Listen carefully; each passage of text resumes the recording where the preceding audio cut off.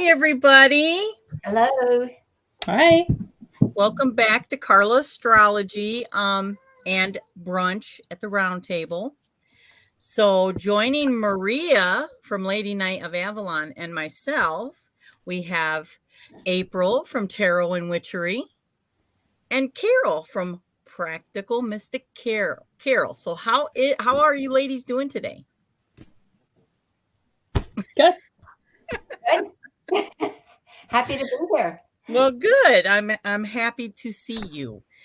So we have somebody in the chat named Twisted Sushi. I love that name. Yeah.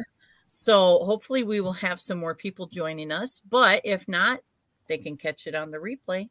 We have that beautiful thing called replay. Right. So let's get right to it, shall we? Yeah. Yep. So today's episode is about the queens and the tarot, all the aspects of the queens. So I'm going to present the question to each of you. What do the queens as a whole symbolize to you? And I'll start with you, April. Oh, you're muted. Yep. Okay. Can you hear me now? Wow, that was great. I can. Okay. So the queens represent a lot to me. I feel like a lot of times people sort of disembody the queens from the rest of the suit. And I see the queens as carrying all of the wisdom of the ace up to the queen. So all of those in there and all of those attributes in that suit, whatever that suit is. So to me, the queens are really about this aspect of knowing ourselves in a very intuitive way and connecting with the world in that intuitive, full sort of divine feminine self, and in a very self-assured and powerful way through the elements, whatever the element that they are living in. So I'm going to leave it at that and then send it to you, Maria. Well, for me, the queens, I see them mostly as people, rarely as events. And so each queen, of course, has like their elemental like components, how they behave in certain things. And it was through taking notes today that I got to know the queens on a whole new level. What about you, Carol? Yeah, I have to concur with both April and with Maria. They're very individualized and hold a lot of power, being that they have all of them come with the water element. If we look at the tetragrammaton, and it is a sign, one of the four names of God, all queens have water. So that adds to the base element of the suit. So as April was saying, there's such multiplicity and uniqueness about them. Hopefully we'll see some of that today being depicted with all the different types of cards and how the queens are represented in different decks and different systems. Absolutely. I love that. I appreciate that very much. You guys know that, like, over the past series, the different episodes, like, I learned so much from the panel. You know, my journey into tarot has been very short compared to most of the panel members that we've had. So I am so thankful to host it and be last because the queens, I am learning them as an archetype, you know, because I associate the Myers-Briggs with the court cards. But it's like when I'm doing a reading, it's so hard to remember that they are a person, you know what I mean? To look at it as a person. So I am still learning that. So these episodes are so crucial for me. All right. Well, I am ready to go with the first one. In April, you are definitely a Queen of Wands to me. So what do you got for the Queen of Wands? Well, first of all, where is she? I did pull out this deck with you in mind, Carla. This is from the Illustrated Fox Tarot. and it's a black and white deck. And you can see right down there, they have her as the INTJ. I love that. And so, yeah, I thought you would like this. This is a really fun deck. It has a lot of symbols going on in it, and it reads really well. You can see she's got the cat there, which, I mean, a lot of decks have a cat with her, sort of that intuitive side. I see the Queen of Wands as this aspect of intuitive self that allows us to tap into our creative forces and sort of marry the vision, the creative vision that we have in our minds with the spiritual flame that's in our soul. And so I think when the Queen of Wands shows up in my spreads, she's asking me, you know, how am I tapping into my authentic creative self? Am I allowing myself to really embrace this aspect of myself that isn't predicated on what other people think or feel, but is about really getting in touch with where I'm at and what I want to do and what I want to be and what I want to create. And I think there's real power in recognizing the energetic messages of the Queen, but then also thinking of her as the embodiment of all the lessons of the wand suit up until that point. So for me, when she comes up, if I'm struggling to connect with that creative aspect of myself, I might look at all the cards that came before her and see, where am I stumbling? What messages in those cards do I relate to? How can I pull on her creative strength in order to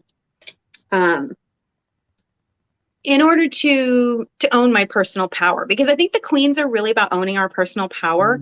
As an archetypal or as an embodiment, I see her as sort of the 40s to 60s aspect of ourselves. I've got this one here. Sorry, you guys, I'm always terrible on these. This is the Tarot of Carlotides, and I love this one. And there's just this real effulgence to her. I mean, like, there's just so much going on there. So I thought I'd share that one. And then this one here from the Star Tarot. Oh gosh, it's so hard to get this in everything's backwards on here for those of you watching. So, and you see that flame, that power of fire, that element of fire in this really illustrated, and these powerful cats in this one. And she just looks like, man, she knows her stuff. She's commanding that creative power. She's stepping into who she is. She's not confused about it. And she's really wielding it in a way that, to me, feels like it's going to light up the world with what she has to bring forward out of herself. And she's the friend that will always help you, will spur you on to the next thing. She's always ready to be your cheerleader and help you head on to the next creative project in your life. So that's what I've got. All right. Maria, what do you have? Uh-oh, you're still muted. Oh. There you go. See, my cat is driving me crazy. I was just saying, like, the whole time, like, my cat was just, okay. Wands. So, as always, I'm going to start with a little bit of, like, backstory going into the Golden Dawn. No, you're going to shut up now. He's being a drama queen right now. So, this is the card from the Robert Wang Tarot. And for comparison, here is the Hermetic Tarot. And in the Initiatory Golden Dawn, she looks like this. Okay, so I'm going to use these two here for a moment. So the Queen of Wands, she is water of fire, and she is the Queen of the Thrones of Flame. So, wait, no, I'm going to keep this one.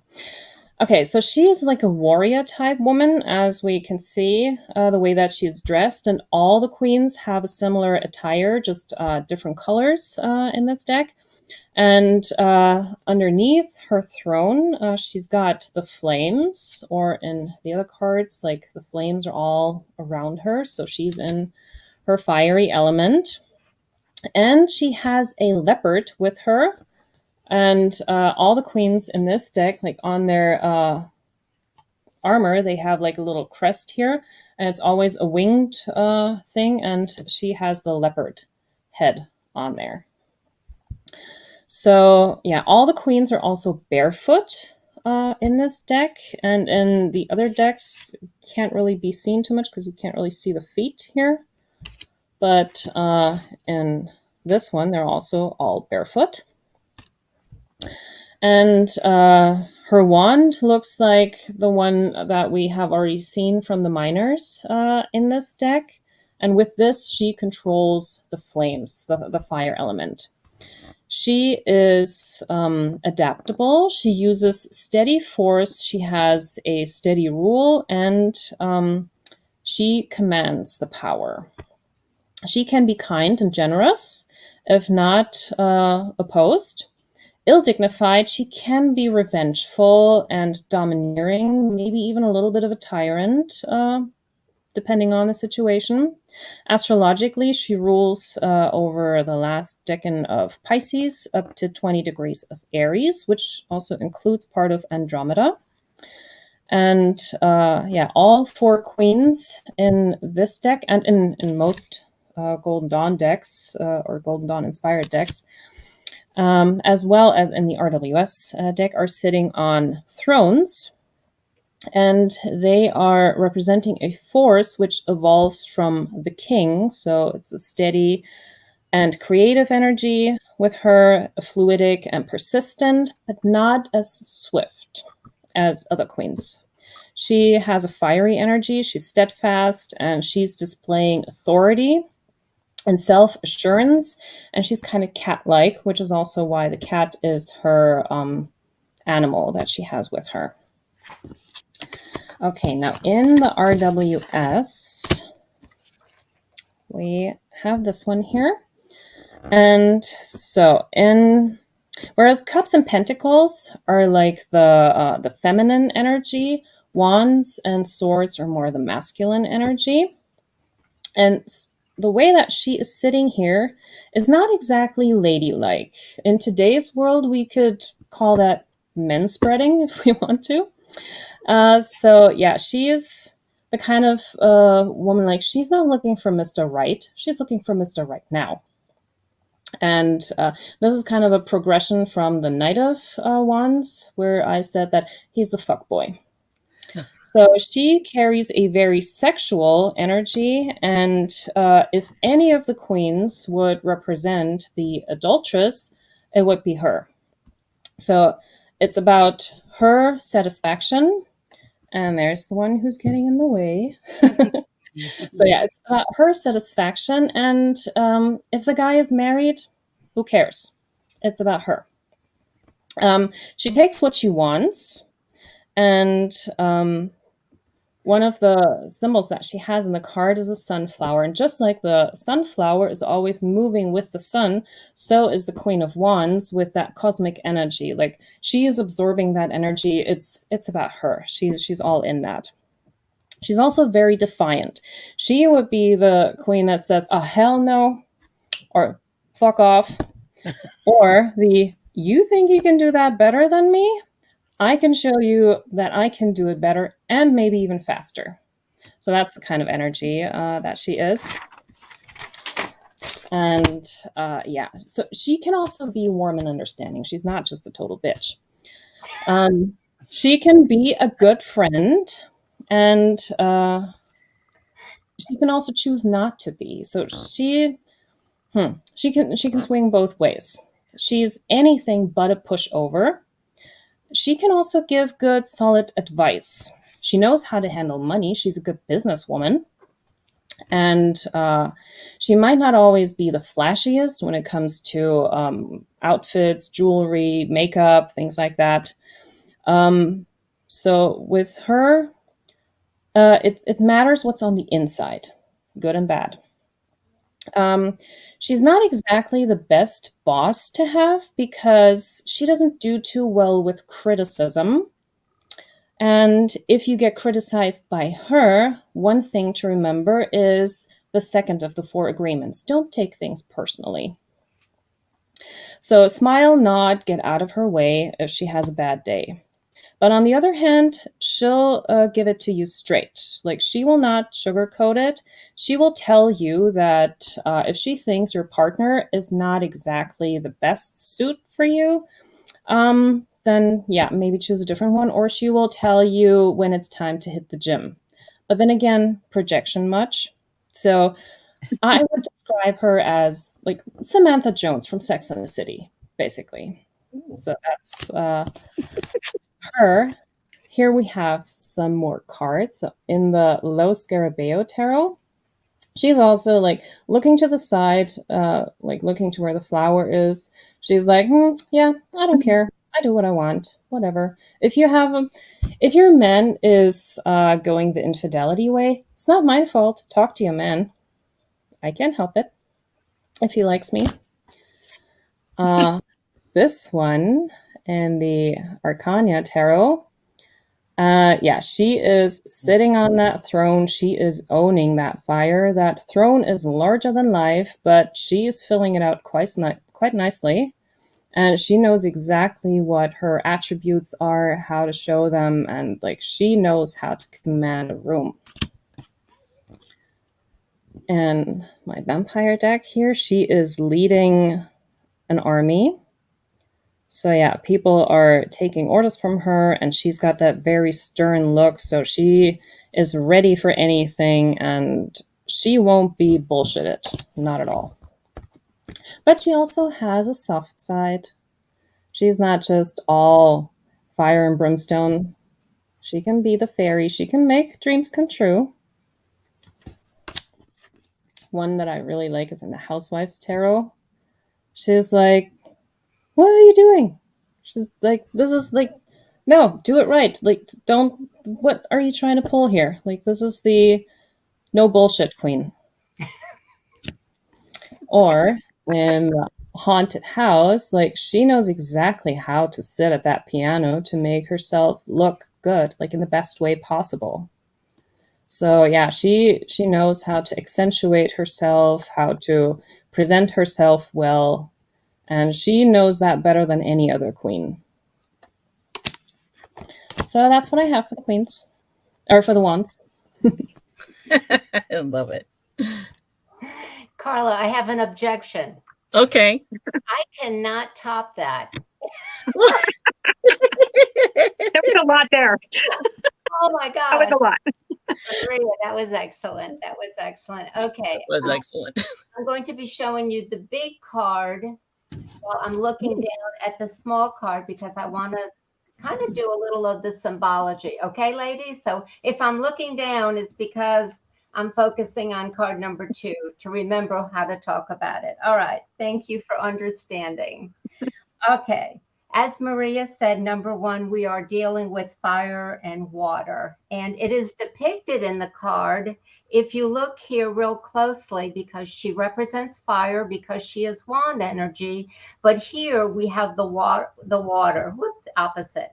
So there's the water and the fire connect. So you will automatically see that in the card. Where do I want to begin?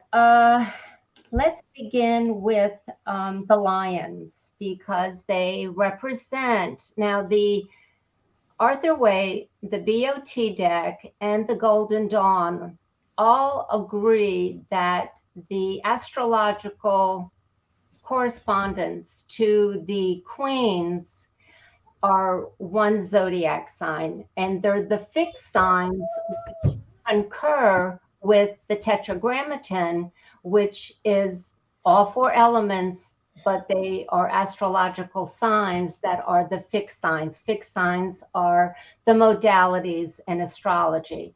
So she is Leo. Leo is one of the fixed signs, and that's why we have the lions on both of her sides. But there's also an air of duality that I would like to also bring into the picture, is that we have to have balance. The queens, as April and Maria have exemplified, are all really powerhouses, but they have to have control over that power. So the Queen of Wands has to have control over her water, her emotions, her instincts, her intuition, and then the burning desire of spirit, which is related to the wands. So the two lions on both of her sides of her throne, one has the eyes looking up at her, almost like guarding her, and the other one's looking straight ahead.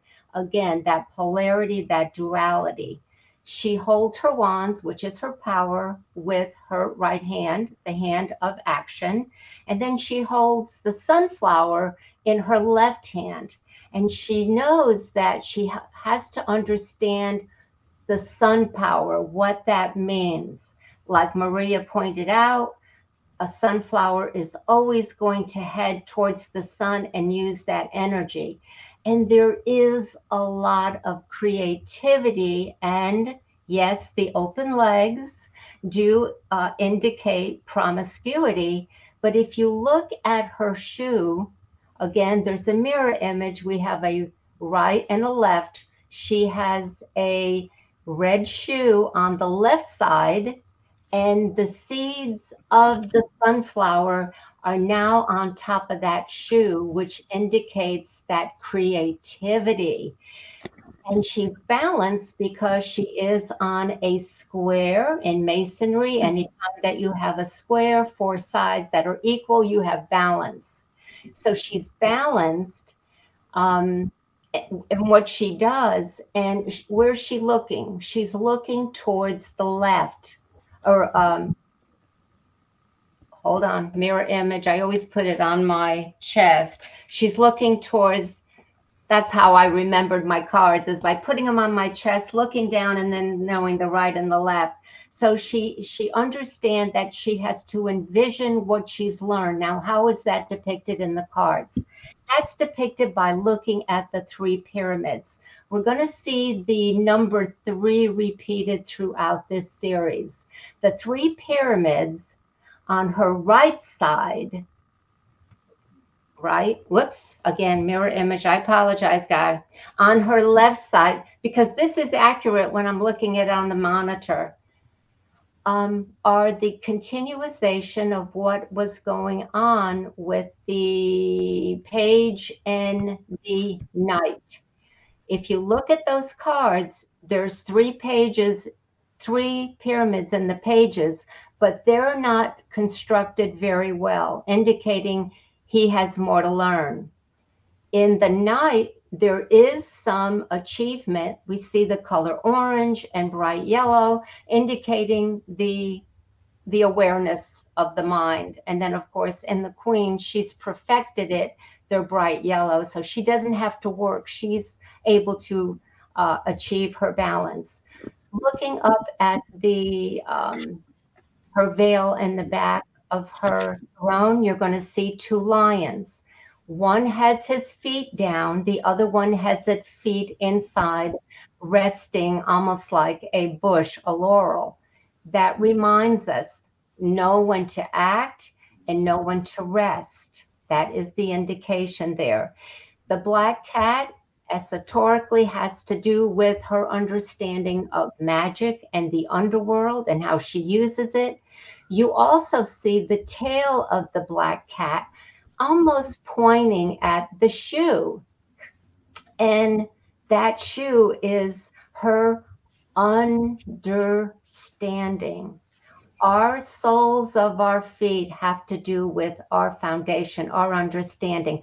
What is she going to do with those new seeds of inspiration from the sunflower? And where is she going to go with it? Will she create magic? Okay. So the other deck that I thought would be interesting to talk about is from the new Mythic Tarot. I don't know if anybody has it. The new Mythic Tarot. Yeah. Yes. Okay. The original Mythic Tarot back in 1986. This one came out in 2011, and I found it to be much more contemporary. And going back to how Maria really brought out that this is a woman who is easy to enjoy the pleasures of life. Look at, well, Wade calls it the power of suggestion. The Kabbalah call it the law of suggestion, where her hand is rested on her lap. Okay? And the Kabbalah then tells us, if it is the law of suggestion, to go back to the strength card, which the Hebrew letter TETH is given to that card, justice, which means a coiled serpent. A coiled serpent at the base of our back is where the Kundalini rests. This woman is telling you that she has that power to raise the Kundalini. You can see it by the white flame over here, because they say that the whitest part of the fire is the hottest, and she's controlling it. And she may decide to use that to raise her Kundalini, but the queens are said to be very discriminating on how they use that power. Also, the back of her throne is a perfect pyramid, going back to the connection with the Rider-Waite. You see, I think that's all I want to say, but she is, yeah, let me give you a little bit. Do we have time, Carla, or do you want to expedite this? We got time. Okay. Absolutely. Okay. Of course, the Mythic Tarot has to do with Greek myth. And we know that myth or archetypal isn't one archetypal way for us to see our human nature, our human life depicted in pictures and in stories. So the myth, the new Mythic Tarot, and I'm just going to reacclimate myself here with my notes. Each of them have a queen, and she is Penelope. Very quickly, I want to say that in the Mythic Tarot, the myths of the queens are phenomenal. Number one, they all have major challenges. They're abandoned, they're rid of. So Penelope was born from the god Zeus. And Zeus had no time for her, so he gave her away to King Isaiah. Hold on, let me check my cheat sheets. Yes, no, Icyrus. So King Icyrus decided to take her, and she said, as she got older, she relived that she was also abandoned and molested during. But anyway, what I'm trying to say is that she formed a very strong self-opinion of who she was, even though her father disowned her. It went on to say that she gets married, but she was able to pick who she wanted to marry, which back in those times it was unheard of. Aphrodite got involved in all of this. We know that Aphrodite is the Venus and the queen of love, and she did not like Penelope and ended up destroying the marriage, on and on. But the brunt of the story is through adversity, these queens became empowered. They didn't let it destroy them. Okay, that's all I'm going to say. Absolutely. All right. So I want to thank you to everybody that has joined in chat. We now have Lady Blind Wolf, April, and Phoenix, Kelly. We have Rhiannon, and of course, Tony, and Twisted Sushi. I don't know your first name, but by golly, I love the name. Let's see. I think that's what we have so far, and I just want to say thank you. So one thing that I have learned about the queens, or not the queens specifically, about wands specifically from doing my Myers-Briggs, is that the wands energy is they're more inclined to have ADD. So and the Queen of Wands can be a little forgetful in that manner. So I just thought that was kind of interesting. And then what you said, Carol, about the Queen of Wands knowing her occult, the Myths and Legends tarot put Hecate on the Queen of Wands. Mm-hmm. I thought that, well, isn't that fitting? Yep. I also grabbed out my Smoke, Ash, and Embers. You know, this is dragon, but she has the sunflowers, and then she has, I believe those are lions. So I find it interesting. I think isn't it the moon in Leo? Do I have that right? The moon in Leo? So, but yet the sunflowers represent sun. So there's Leo. And then, but your queens are very intuitive. So moon, I was just, making a little association there. I think that's probably about all I'm really going to show so far. I did grab out my supernatural. And this is who's on the supernatural. Do you know who that is, Maria? Oh my God. It's not Lilith, is it? She is, oh my goodness. It just says she's an alluring leader that loves attentions and gets it. So it doesn't say who she is. That's why I'm wondering if maybe you might have known who that is. I don't know. She looks familiar, but I can't quite. Probably, yeah. Well, she's dressed kind of provocatively, so maybe she was probably in an episode of. I think the first Lilith, when she came, she had a white dress. So I mean, since she came from hell, the fire would make sense with her. Yeah. So maybe that's her. So anyway, I think you guys pretty much wrapped up the Queen of Wands and all of that. Yeah, I don't really have much to add. I think this card kind of shows from the Light Seers all that like energy, her impulsive energy, I guess, maybe like just ready for anything. So, but I think that's all I'm going to show. So I am going to move on to the Queen of Cups. So, and I will start with you, April. Okay, so again, I have my Fox Tarot here. She is an INFJ. I don't know if that is what you are associating with her, Carla. Yes. The IN. Yes. Yeah. The INFJ. Okay. Yes, that's correct. So there she is holding her fish in her cup. When we move into water of water, we've got a lot of feeling, but we have a lot of power that can move in and through and around. I always think of water as this element that is incredibly powerful in a way that is almost elusive, right? Water is very elusive. She is the queen who takes relationship and connection and feeling very sacredly. Is that focusing? This is from my Super Lunaris. I love this one. Her by the water in the cave and holding this cup up, the chalice, really regarding her emotion, regarding the emotional current of what is around her. I think she's a very giving queen. She's the queen. She's the friend that listens. She's the friend that listens without judgment to you, which is a very powerful friend. I don't know if any of you have a Queen of Wands friend, but I do. And she's also a priestess. She just, the Queen of Cups, did I say Queen of Wands? I meant to say Queen of Cups. The Queen of Cups will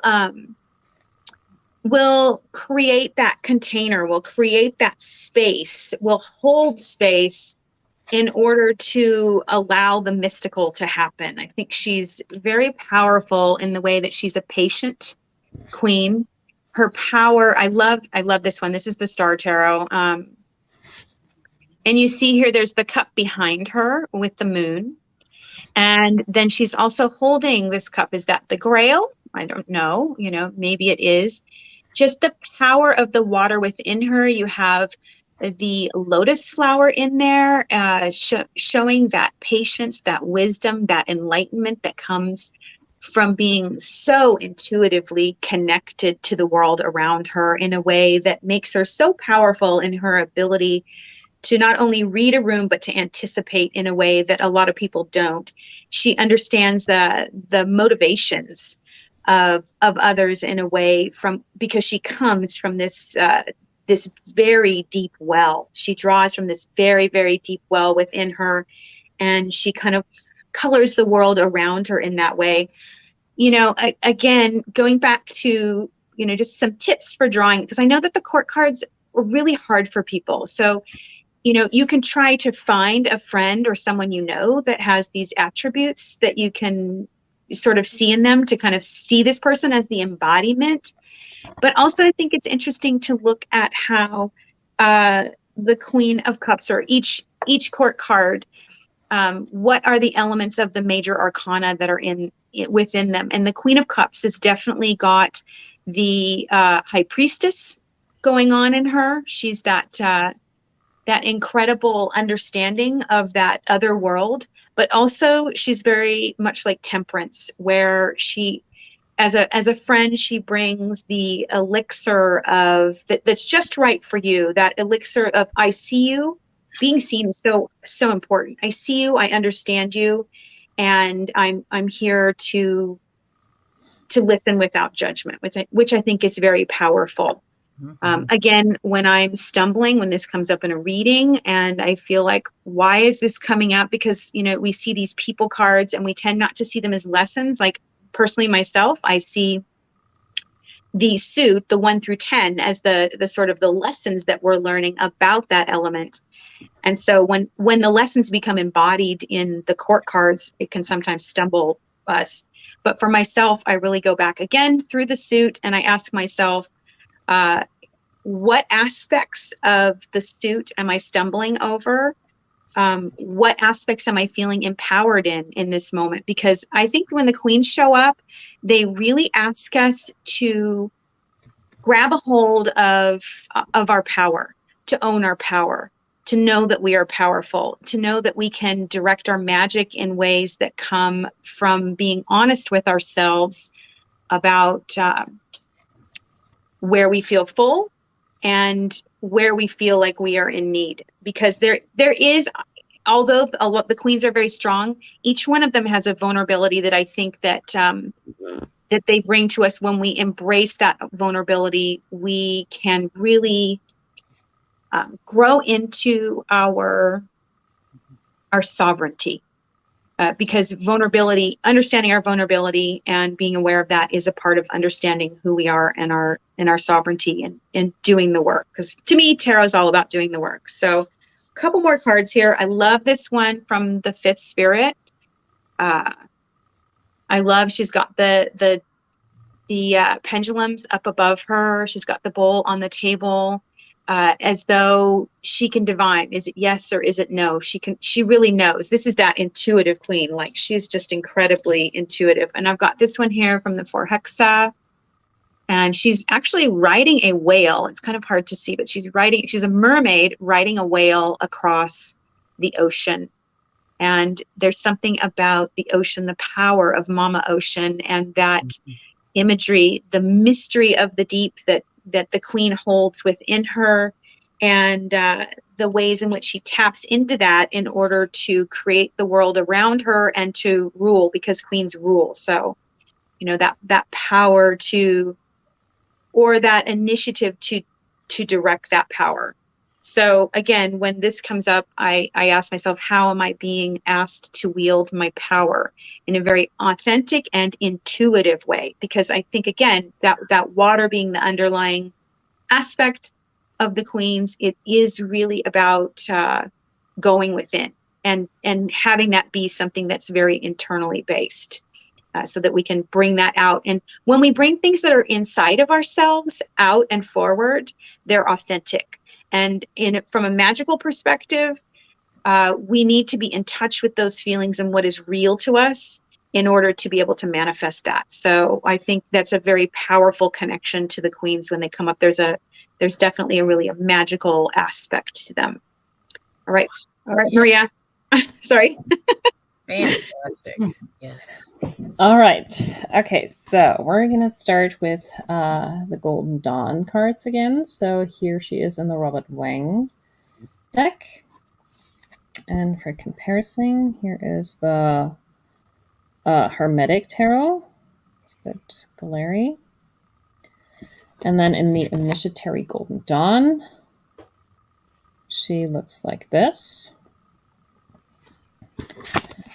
Okay, so the Queen of Cups, the Water of Water energy, she is called the Queen of the Thrones of Water. Get this. Okay, so just like the other queens, she is sitting on her throne, and in this case, she's surrounded by water. She's got one hand, in one hand she has the cup, and there's a crayfish in it. Her other hand is holding a lotus flower and resting on the head of an ibis. And the lotus flower is representing Isis.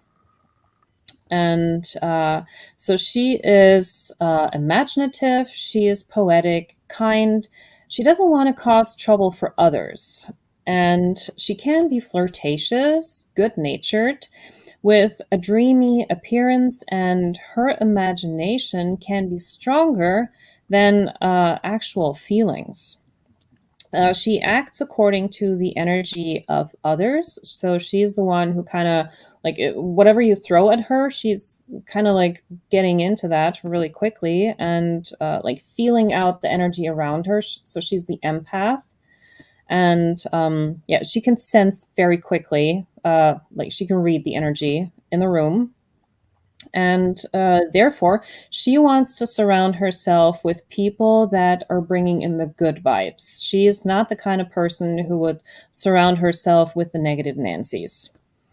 Astrologically, she rules from 20 degrees Gemini to 20 degrees Cancer. And she acts just like water. So she can be very calm, but she can also, in the fitting moment, channel the currents and the waves. So she, like the water can get pretty wild with her.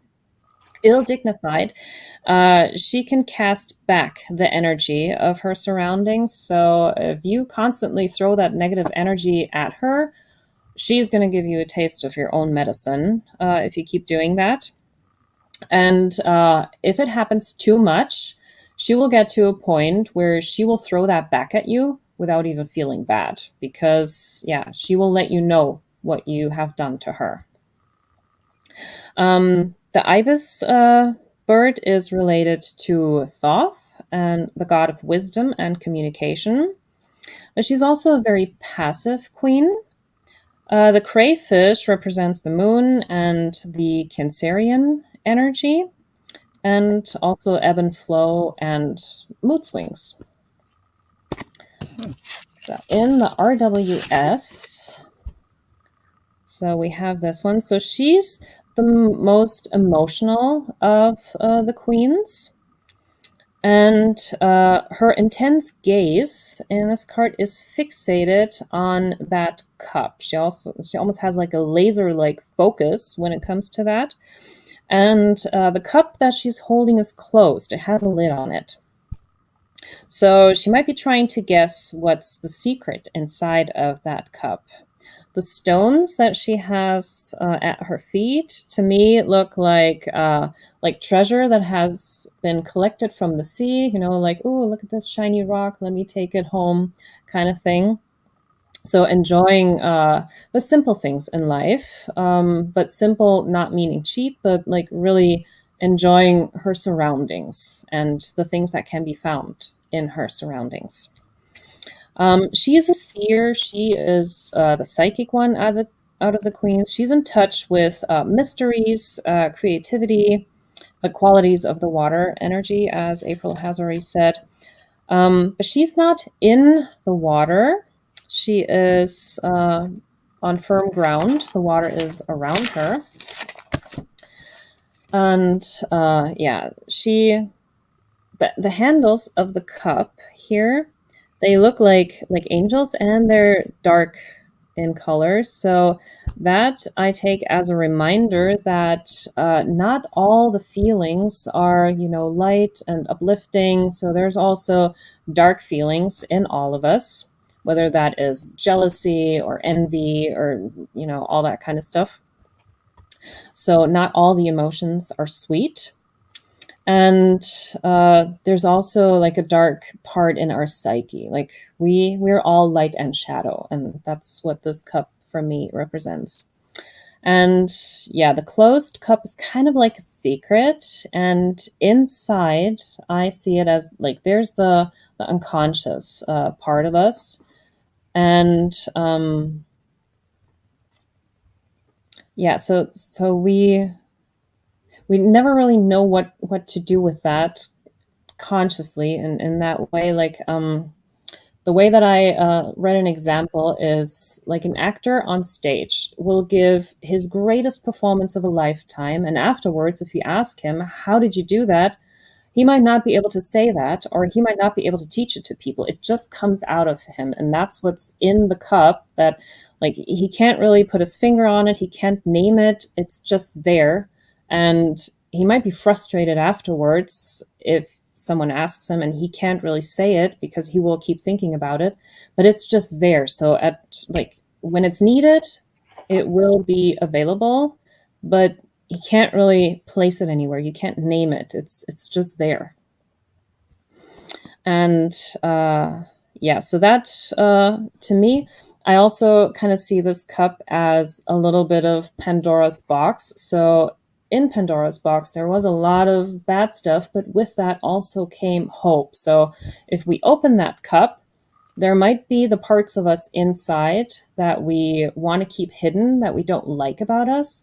But with all of that, there's always hope that we can turn things around. We can be a good friend, a better person, whatever. So it's not just all the bad stuff that we're hiding. Sometimes out of fear of something that we have experienced, we might also hide something good in there because we might be afraid that someone might take that from us. So we keep it safe in a way. So yeah, she's the warm, loving, generous, adored by all kind of person. Like she's the kind of person people don't really have too much negative stuff to say about her, because she doesn't ruffle feathers. She's gifted, talented, she helps others.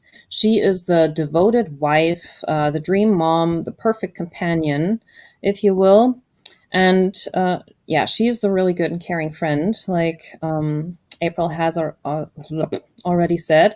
But she's also the midwife who's going to tell you, don't be stupid, take the drugs. There's no need for unnecessary suffering. And so yeah, she represents women who we can have a difficult relationship with. And I know this from myself because like in Western astrology, I'm a Cancer, my mom is a Cancer. The two of us get along very well when we're apart. Like long distance, we get along fine. Together in the same apartment for too long, So that's kind of what I see with that. Like I can see my mom in this card. And yeah, being punctual might not be every Queen of Cups kind of thing. So if you know that about her, tell her the meeting is earlier than it actually is so that she will get there on the time you want her to be there. But for her, it will be seemingly late, but not for you kind of thing. And yeah, so a downside to some of the mood swings might be that she in those times might not be the most reliable person.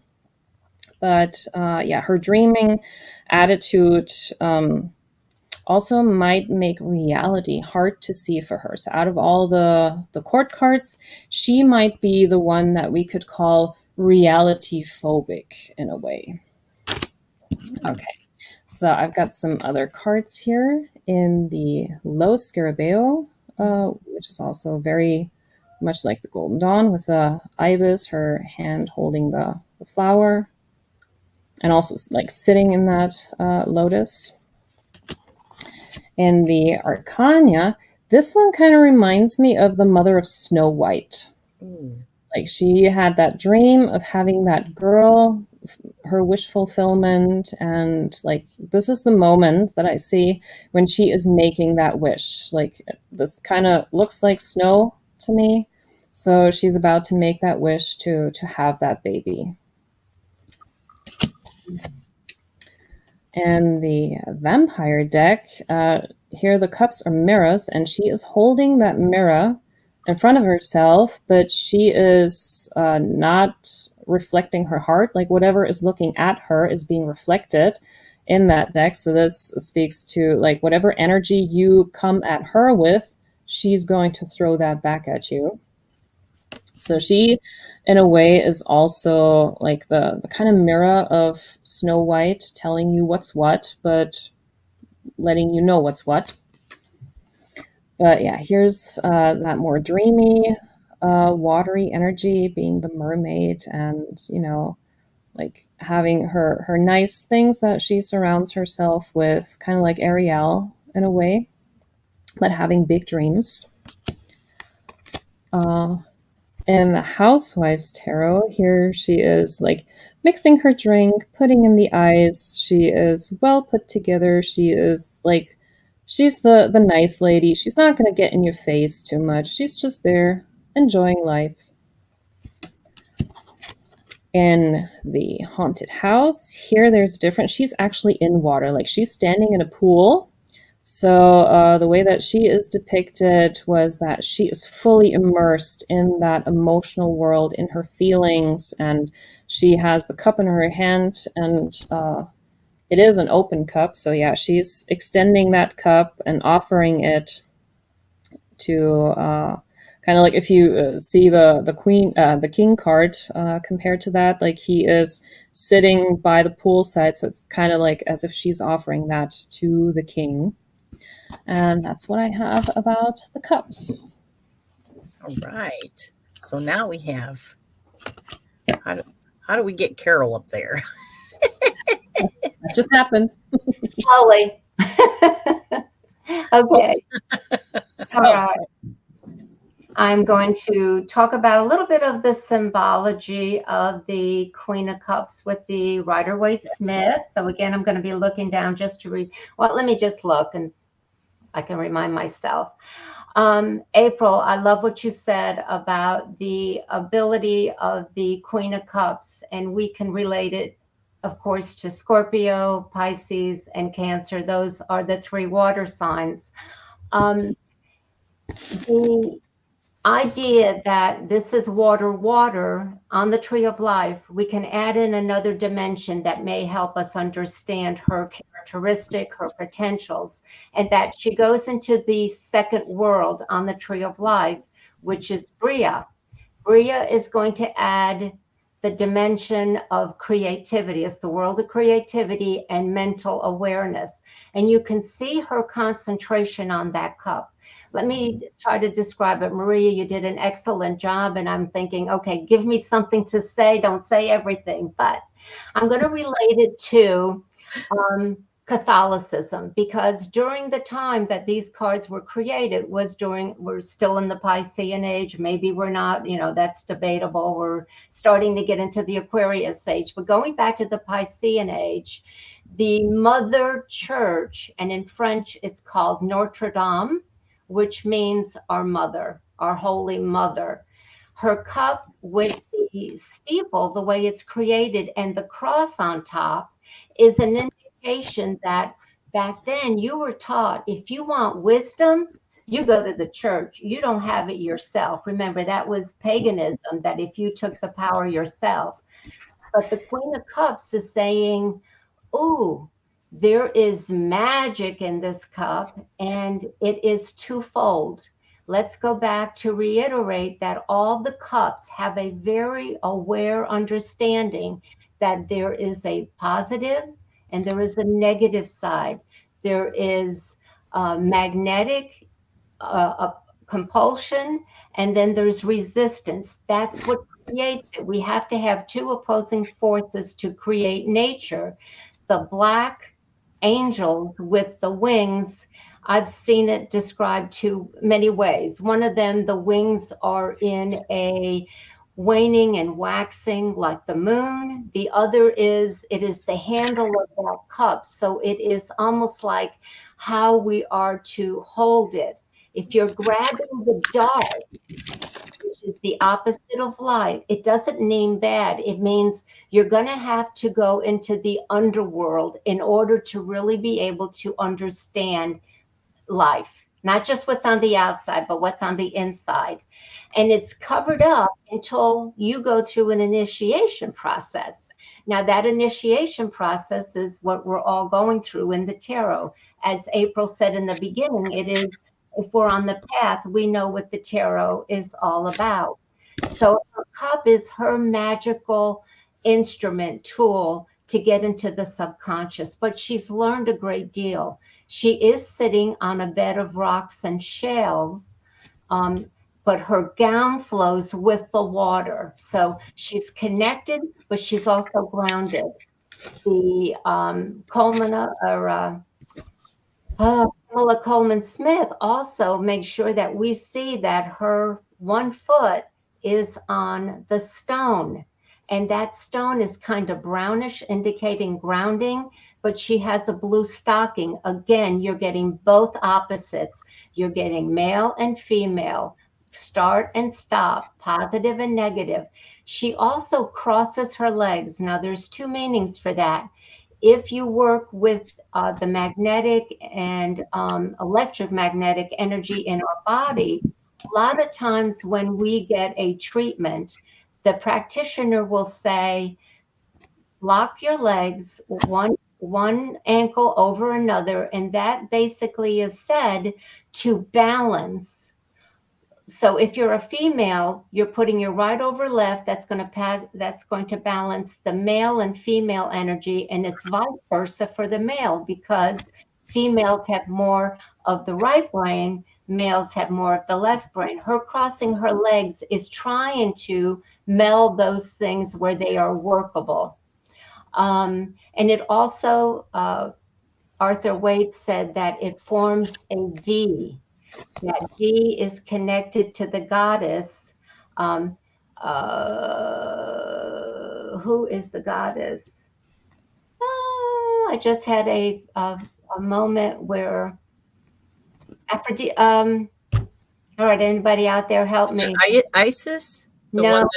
Okay. I don't know. The goddess of love, Aphrodite. Oh, Aphrodite. Yeah, Venus. Yes. Okay. Yep. What it connects it to, and of course, in the major arcana, we see that. Yes, there is the cherubs that are twofold. Again, they are earthbound, yet they have mermaid bodies. There's also a little cherub on the side of her throne, and he has a fish, which has to do with the mystic, the unknown, the secrets, the mysteries. And then he has one hand up, almost like a magician, asking for inspiration. Again, from above, so below is the magic tool that this card is depicting. As far as characteristics, I think April did a great job. There's nothing I can add to that, as well as Maria.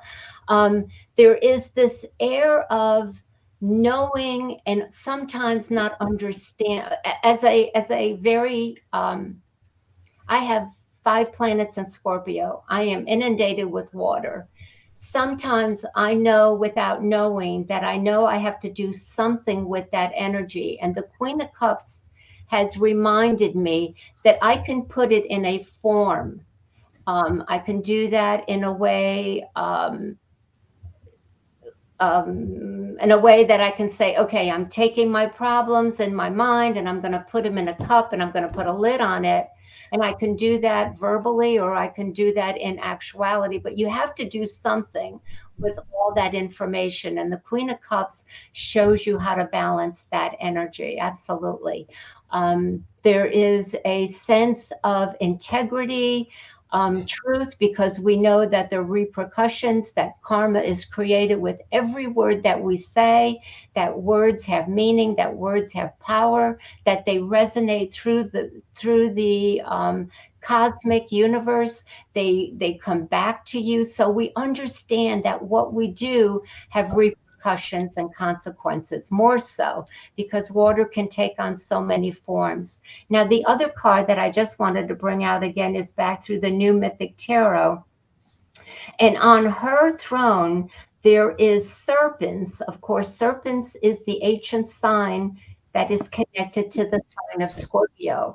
That was the first glyph that was made. Now there is the eagle and there is even the dove. It goes to show you how many forms the water sign can go, even in astrology.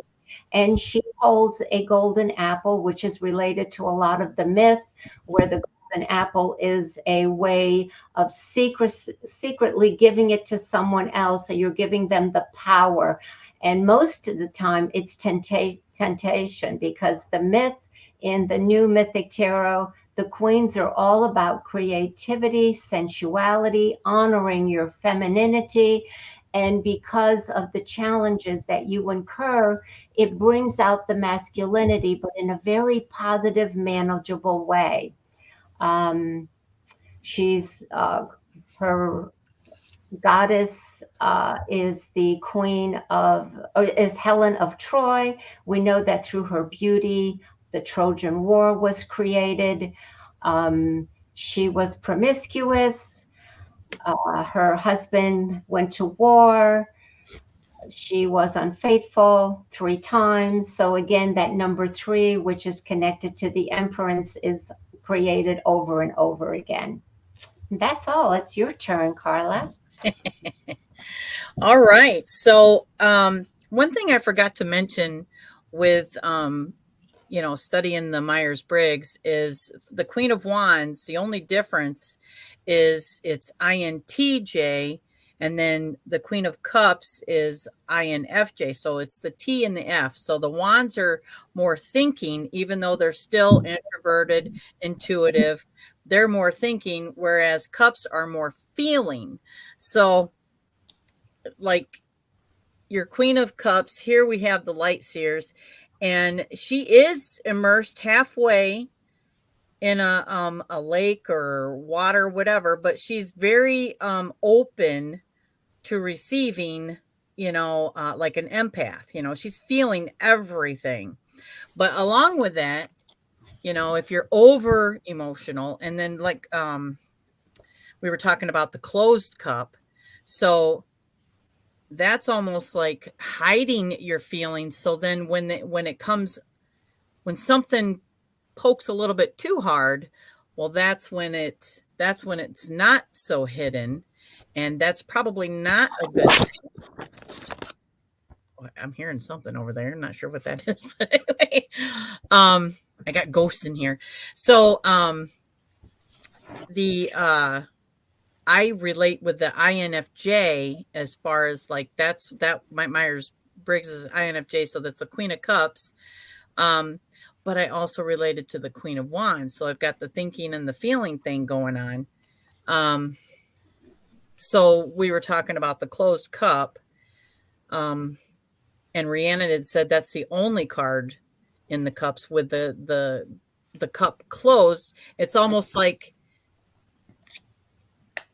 you poke, and then as soon as the emotions come, then it's almost like the Queen of Cups is embarrassed because she likes to be controlled of her emotions. So it's like you poke it and then it comes out. Then she's embarrassed that she showed everybody her emotions. Mm-hmm. So it's almost like that's the polarity, is keeping the balance there. Not letting that water get up past the waist like you see here. I also have my smoke, ash, and embers. And I'm not sure, but I'm thinking what you were talking about with the golden apple. I almost think that acorn is supposed to be like symbolic, maybe the same type of symbol there, because this is like a water dragon, so she's a tiny dragon.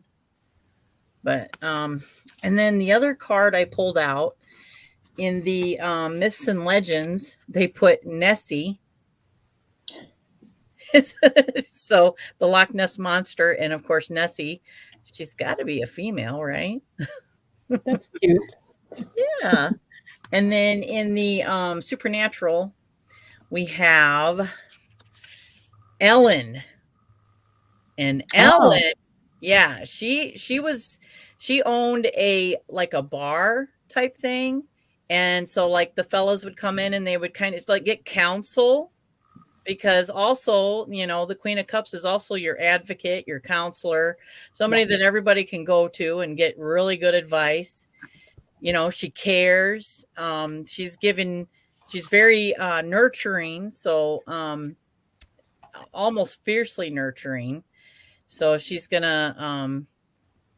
kind of like the mother figure, I think, for the boys. So, yeah, yeah. she was also stitching them up.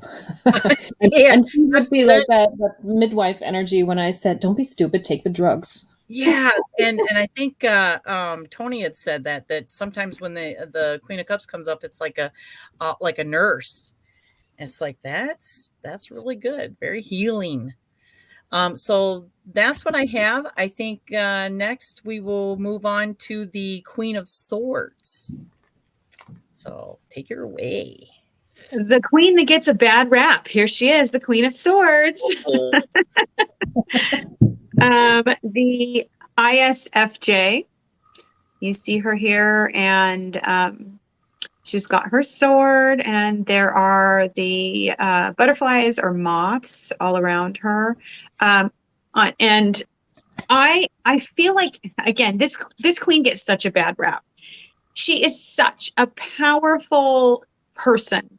She is a no nonsense friend. You should never ask her opinion unless you want the truth, really. But there's something really powerful in having someone that is dangerously honest in your life. And so I think, when she comes up, she really asks us, are we tapping into what we know? Are we tapping into our knowledge? And I always say that wisdom is the timely application of knowledge. So I think the Queen of Swords is an invitation to use what we have and recognize the patterns. I think she is a queen that sees patterns very clearly. She has a lot of life experience. She has been through a lot, and it has not crushed her. Carol, you had talked about how each queen sort of has something that they overcome, and I think that's very true. But the Queen of Swords, I feel like nothing really breaks her. In her shadow side, I mean, I think this is kind of what we think of. This is the Tarot Carlotides. We think of her holding this head in her hand. Heads are going to roll. She will do whatever it takes. She's this is the exemplary queen of pragmatism. She is not afraid. When she sees, she can clearly, again, she can see patterns. She can recognize that this is the trajectory that things are on. She can take a hold of things to cut away what no longer serves, what doesn't belong, and she does so with a cool sort of detachment to her. However, as a friend, I think it's really important to recognize that when this card comes up, I'm going to pull this one out. This is the Star Tarot. When this card comes up, she also can be the queen that can say, in the grand scheme of things, that's really not that big a deal.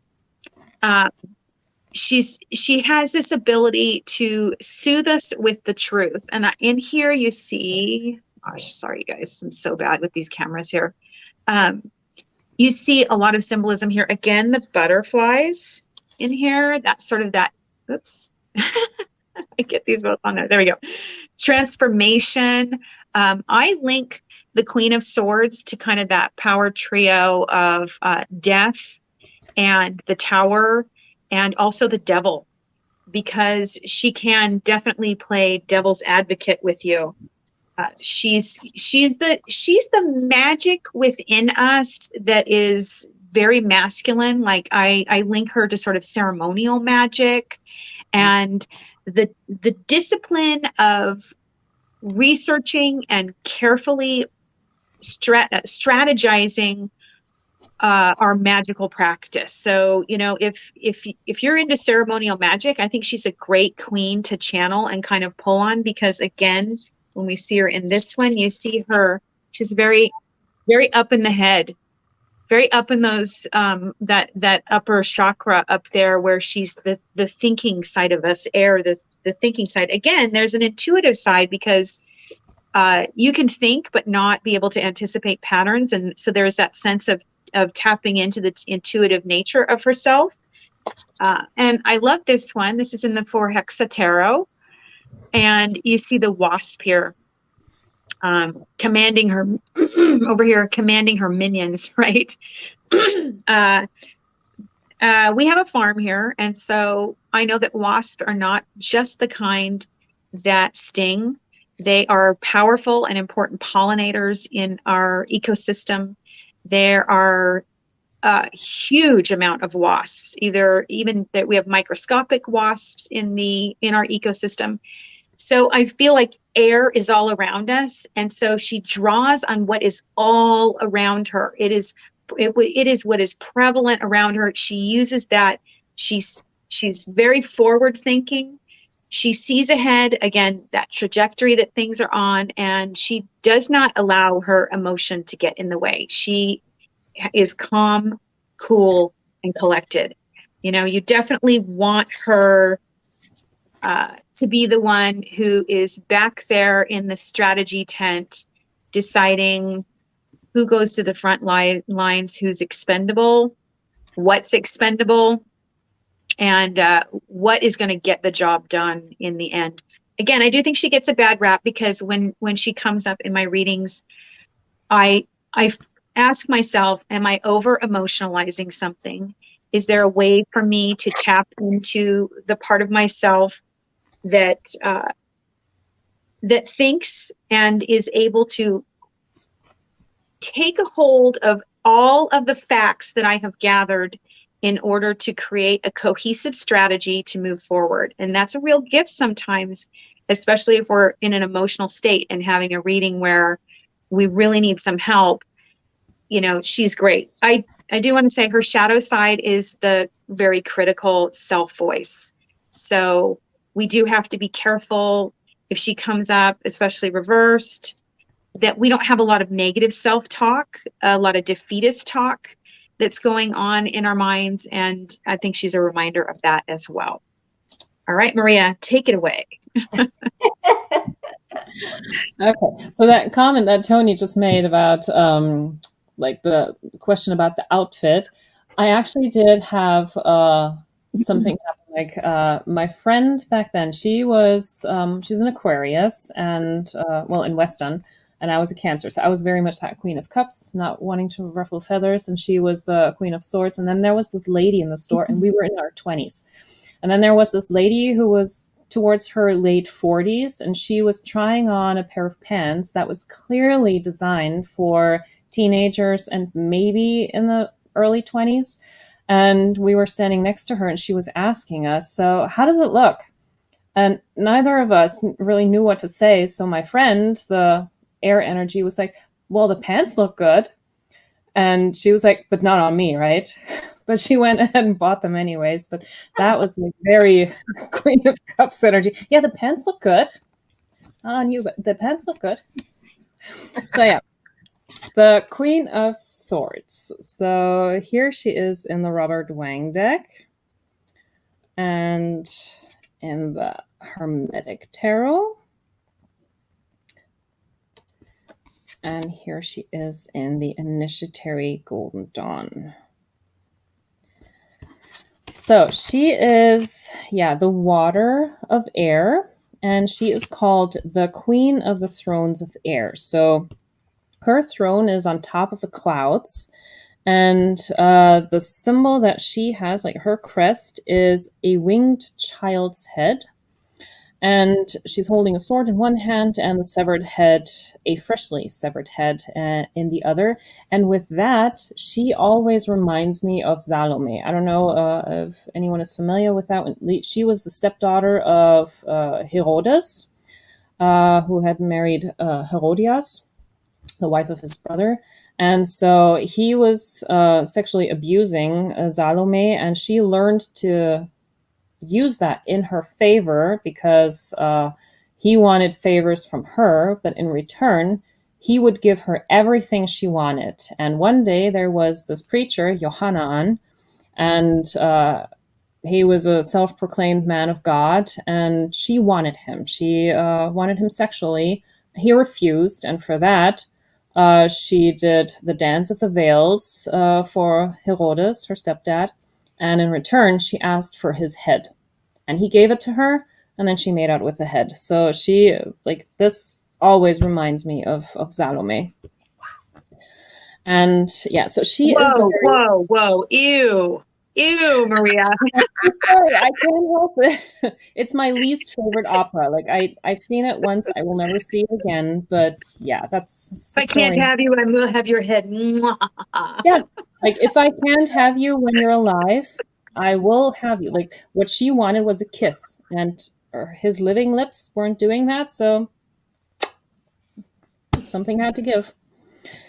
So yeah, so she is the very perceptive queen. She has a keen observation. She's very subtle. She's quick. She's confident, and she also loves dancing, which is something that I also associate with the air element, like moving around, like almost like on clouds, like good dancers.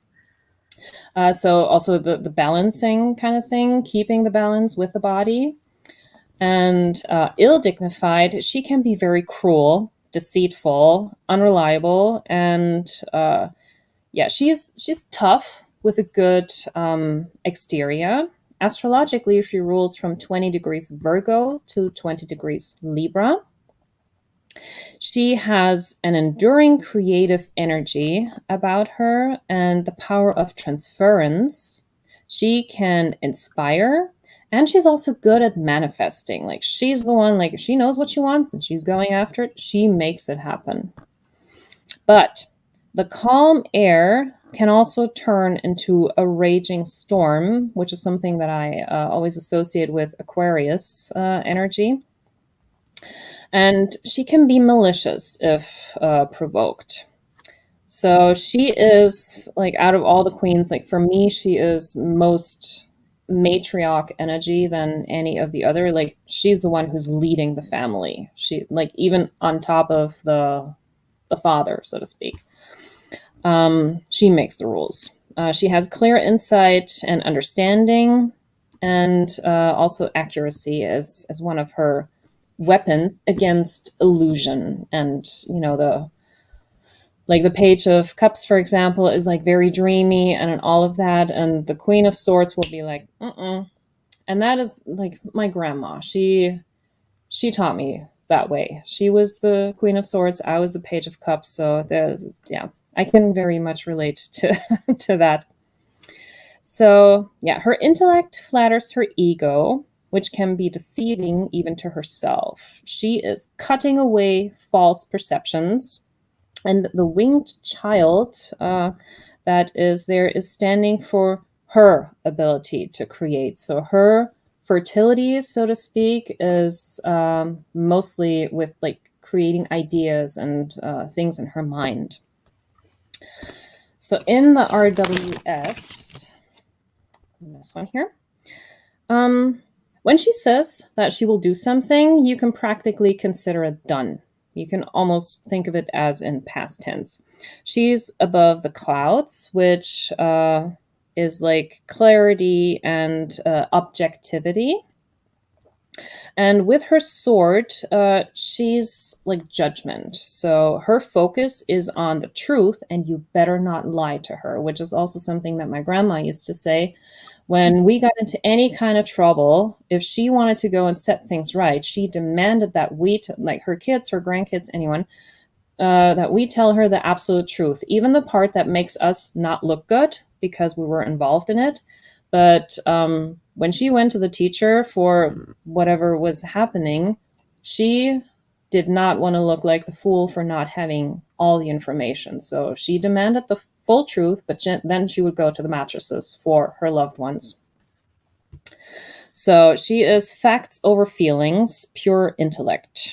And she has turned that into a strength. So with saying that every queen has experienced something. She, for me, embodies the phoenix energy the most. Like, even when I think of my grandma, she lost her mom when she was 5. She lost her dad when she was 12. And all of that was World War II. She was left with the evil stepmom, and she has still managed to create a beautiful family. So she really was that phoenix energy for me.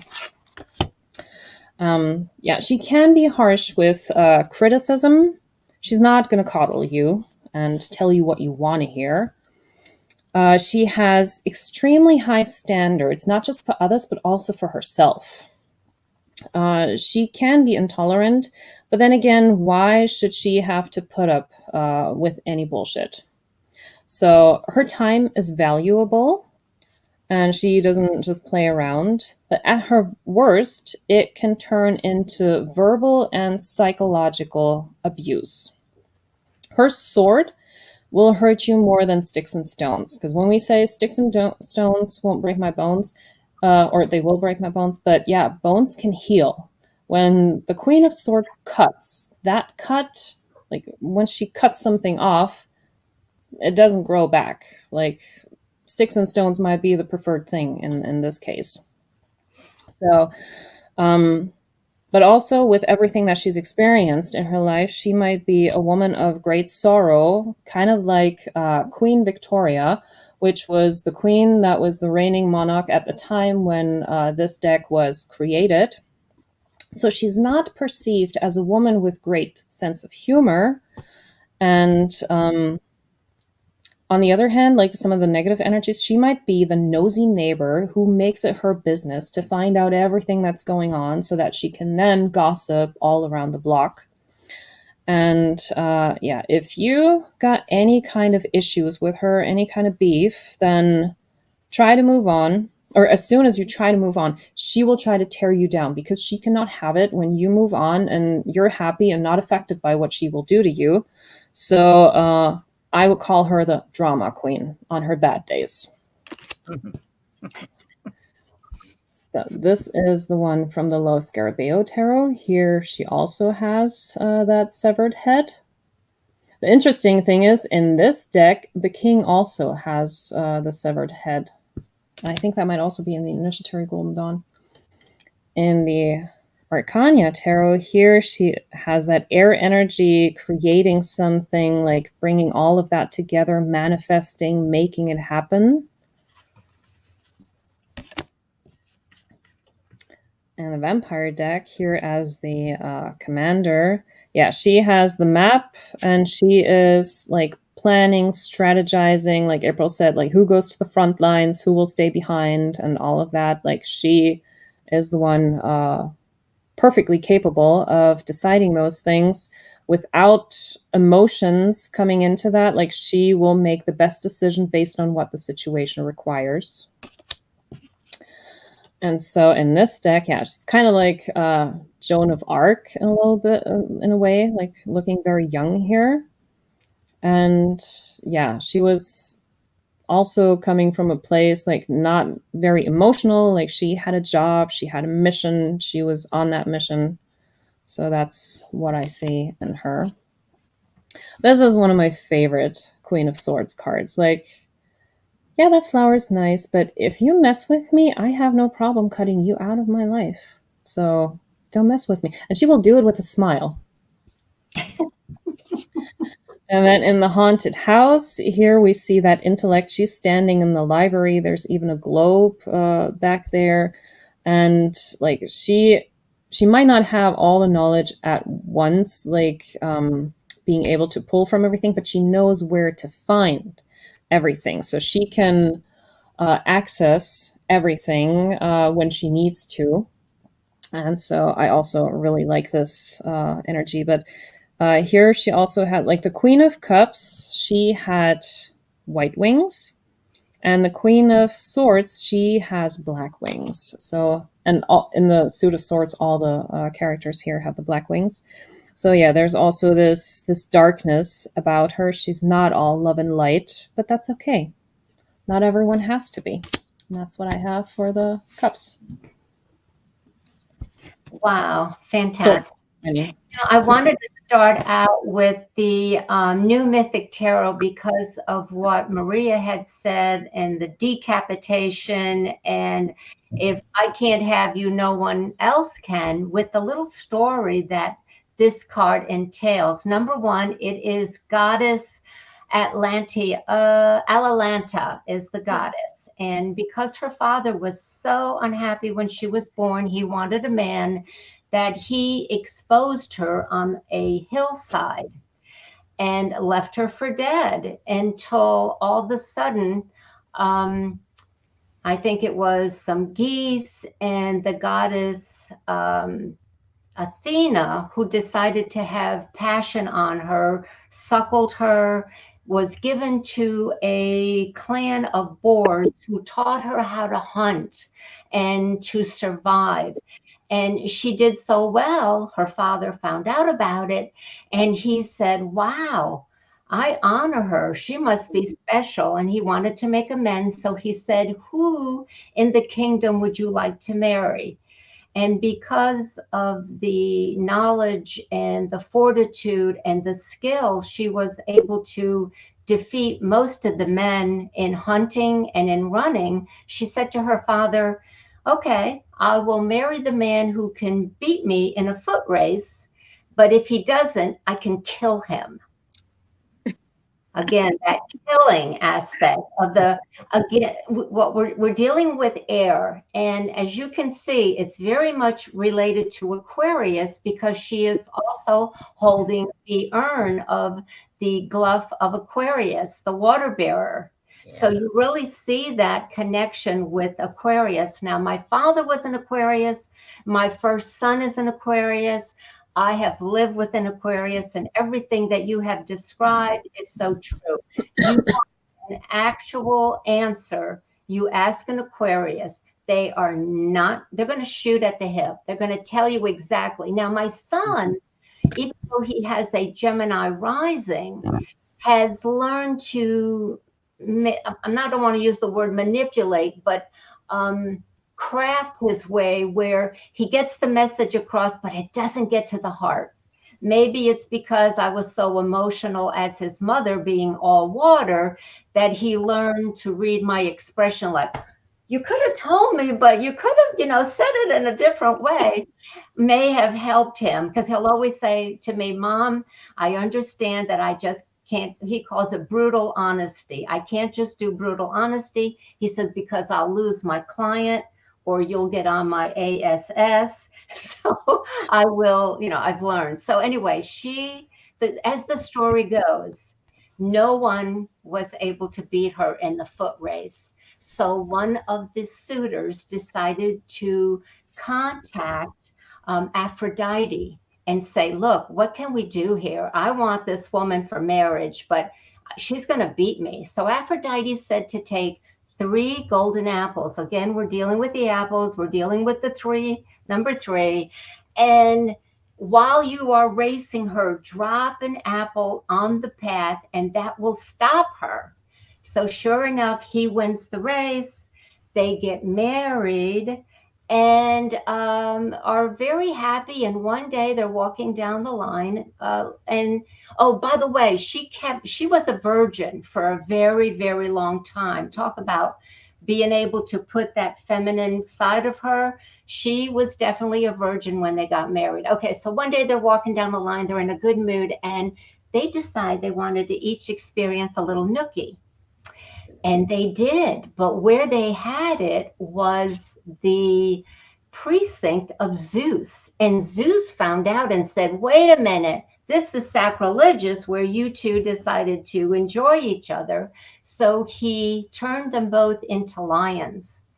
And the story goes, the Greek myth is, if you are a lion, you cannot mate with each other. There is no attraction. A lion will mate with a leopard. So they were unable to enjoy each other's bodies and sexualities for the rest of their lives. So that was the legend of this card. Fascinating. And the air signs are, and again, I hope my son doesn't mind me saying this, but He'll never see this. Well, he checks on me. He does check on me. My husband and I we thought about, okay, he went through all of high school without going to a prom.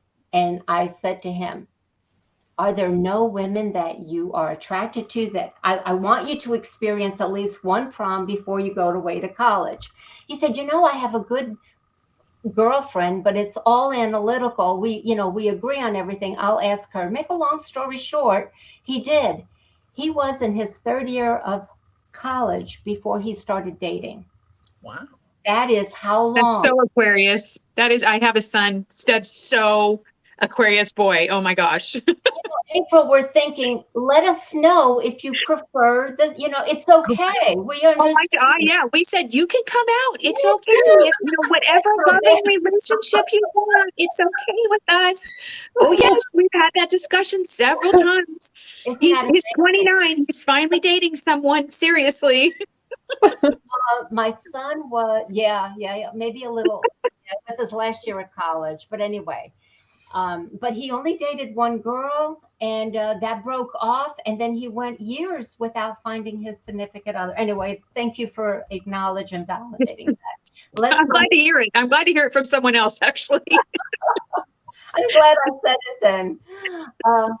And Maria, the hardship that you said your grandmother went through, Yes. I'd like to share that my father, when he was 5 years old, his mother had died in childbirth. His paternal mother had died in childbirth. And the stepmother did not like my father. So she told him to go live in the barn at 5 years old. Oh my. So he and his favorite sister went and gave him food, took care of him, yada, yada. But the adversity that my father had gone through at such an early age, and he never had any education.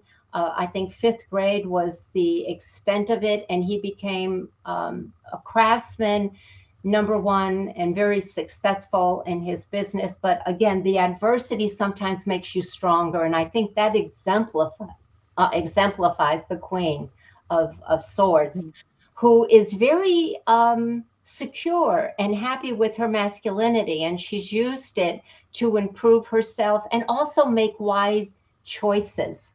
Because as you can see, April, your son is going to be very particular with who and my son was very particular. There were standards. Maria brought that up in describing the personality, that things have to be just so with that other individual. Okay, let's go to the Queen of Cups and let's talk a little bit about the symbolic Queen of Swords.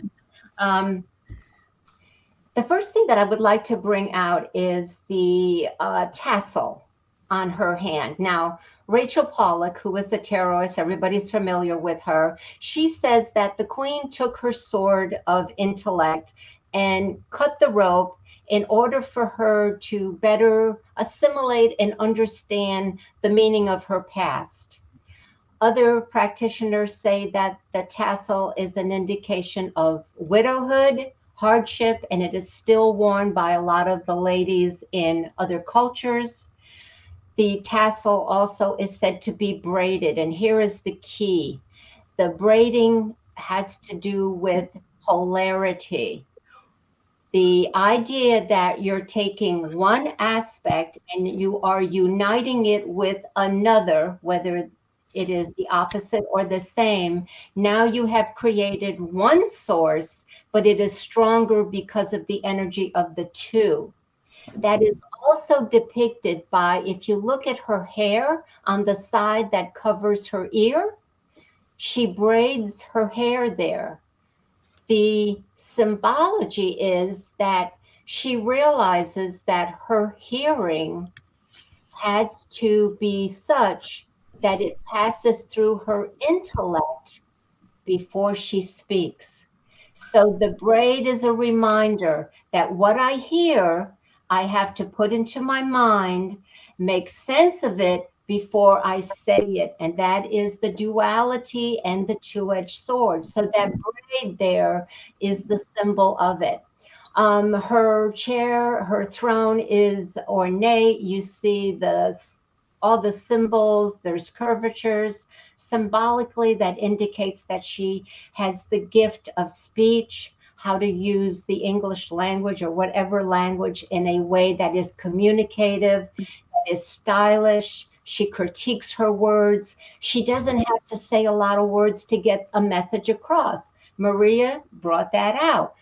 The pants look good.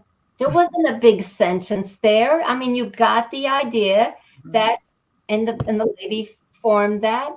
That's the uniqueness of the Queen of Swords. There's also reincarnation in this card, and letting go of what is no longer useful. On the bottom of that chair, you're going to see the huge butterfly here. Okay, and as you evolve, which is going up, it goes through two moons that are joined. They represent the waxing and waning moons, which has to do with time, maturity. And then they reach the top, and that big butterfly now becomes two. So the big, if it's useless, if it's too big for you, you get rid of it and you transform it. That is also the symbol from the image of that chair. The butterflies also have to do with the soul. That's her crown. The one bird in the sky versus the two in the king is that her mind is not scattered. It's very directed. Her heart chakra is what she's working on. That's depicted because the clouds are at that level. Her head is clear. Her heart is still having some conflict. Clouds have to do with being veiled. She veils her heart. She protects her heart. She's not as confident with her heart as she is her head. Again, something that I think is a lesson from this card when it comes out is, are you using too much of your head and not enough of your heart? And you have to equalize that. Yeah, I guess that's all I want to say. Take it away, Carla. Okay, so the Queen of Cup or Queen of Swords is the ISTJ. So we move away from the intuition into sensory. So, and all the queens have they're very or can be instead of extrovert, introverted. So, and then all judging. So the Queen of Swords being with also Aquarius, the water bearer. I think of, so the Queen of Swords, who is like they communicate very well, and almost like, that double-edged sword can hurt, so they can also cut with them words. The water bearer, what does brings forth the water, and what does the water do? It cleanses. It's your emotions. So that's kind of what the Queen of Swords is doing, with their words and truth and justice. So in the Light Seer, she is like ruling her kingdom there. And you also notice where that cup is. It's like behind bars. So that kind of goes with what you were talking about, Carol, with the guarding those emotions, but yet she's very good at bringing them out in other people. So I also grabbed out the Queen of Swords from the Myths and Legends. Now this is Oya. I believe that's Oya. So she is a Nigerian goddess, and she controls the weather.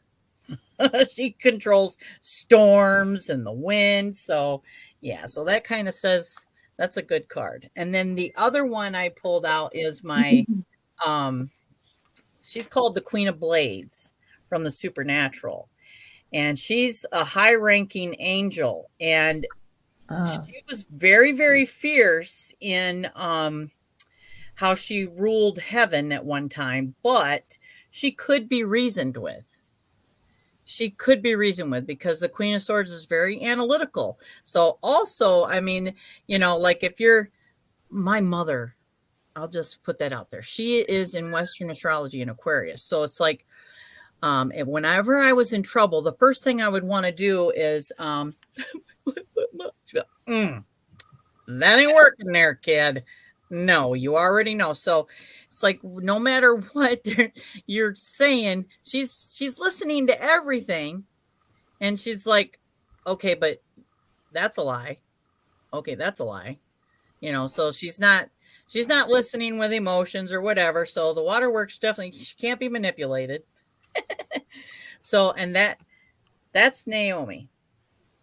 And she was very good at ruling heaven. But yet, because of that, there were certain things with that energy that she missed because she wasn't ruling with her heart. She was all analytical. So I agree with the whole polarity thing. That's, maybe you're too much in the head. And so maybe take a step back. Okay, so let's move on to the last queen. Queen of This is my favorite queen. It's my favorite suit. So, and you see on here, like you said, the ISFP. Yes. On here.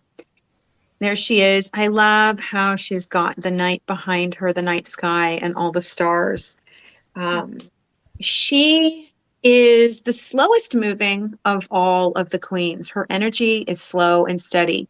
To me, I have a sea bowl, which is linked to the base chakra, and I have a crystal singing bowl, and it's huge. And that thing comes out like, whoa. That's the resonance of the Queen of Pentacles. She holds the mystery of the ages. She is linked to nature, and to me, this is the queen whose magic is found in the whispers of the mycelium, what the trees are saying, what the moon has to speak, the ways in which the seasons and cycles work together. To me, she's linked to the Empress. There's the effulgence of the land all around her. This is that grounded energy. This is that, can I make you a cup of hot cocoa, honey? I know what warms your soul. There's no rush with this queen. She can wait it out. She's willing to create plans that are within the confines of what is available to her, and she will maximize that because she understands seasons and cycles. And to me, that is a really powerful. I think if you're an animist, you probably really enjoy her and the type of magic that she offers you that comes from slowing down and being present with who you are. Again, I feel like she never rushes.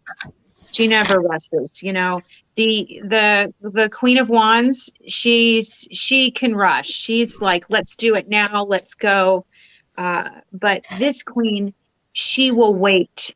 She will wait for the right time. She does not feel as though there is anything that can, I feel like stone, she can be immovable. She can almost be implacable in other people's frenzy. She does not get frenzied. So she's that friend that will calm you down right away when you're with them. They pull you into yourself. They allow you to be present with what you have. They allow you to recognize and move into a place of gratitude. I think she's definitely a queen of gratitude. That's one of her superpowers, is that she can see what she has and she can value it. She knows the value of what is around her and what is available. And again, she's incredibly patient. Let me just show this one. This is one of my favorites here. I'm sorry, I haven't been saying what these are. This is the Green Witch Tarot. Sorry about that. You see her again, just seated. And, this is the slowest moving suit because it is Earth. And so I think within her, she carries the wisdom of the ancestors, the lineage that's come before her. I think this is a great queen for working with. If you're doing ancestral work at your altar, she's a good queen to set up there and to delve into your lineages. This one right here, Tarot of Carlotides. I just really love this tarot. I love this one. There's something soft and beautiful and yet powerful about her. I love her dark skin and her dark long hair. These look like fans, but they also look like ginkgos to me. And the ginkgo tree is a very ancient tree. It grows very slowly and it lives a very, very long time. So again, there's that slow moving energy. What I love about her, and this is, I was telling everybody before, this is the queen that I envy the most, the one that I'm constantly trying to tap into, because I feel like as an Aries, I'm kind of like, let's go, let's do, rush, rush, rush a lot of times. And so this energy really just calls me back to myself, like, slow down, be present with what you have, enjoy life. Really, there's a sensuality to her that's very different than this. This is sexuality and this is sensuality, which is something very different. This is that soft sweater, that warm blanket, being inside with a cup of a hot beverage with the snow outside. She has a feel of warmth to her. She is a wonderful mothering energy. And again, she just puts me to right because she asks me to really slow down. When I get her in a reading, I find that she is calling me to be present and to be grateful and to really check in with my gratitude quotient, because she knows what she has and she uses it to her advantage, and she uses things long term. She's a long-term energy. This is not flash in the pan.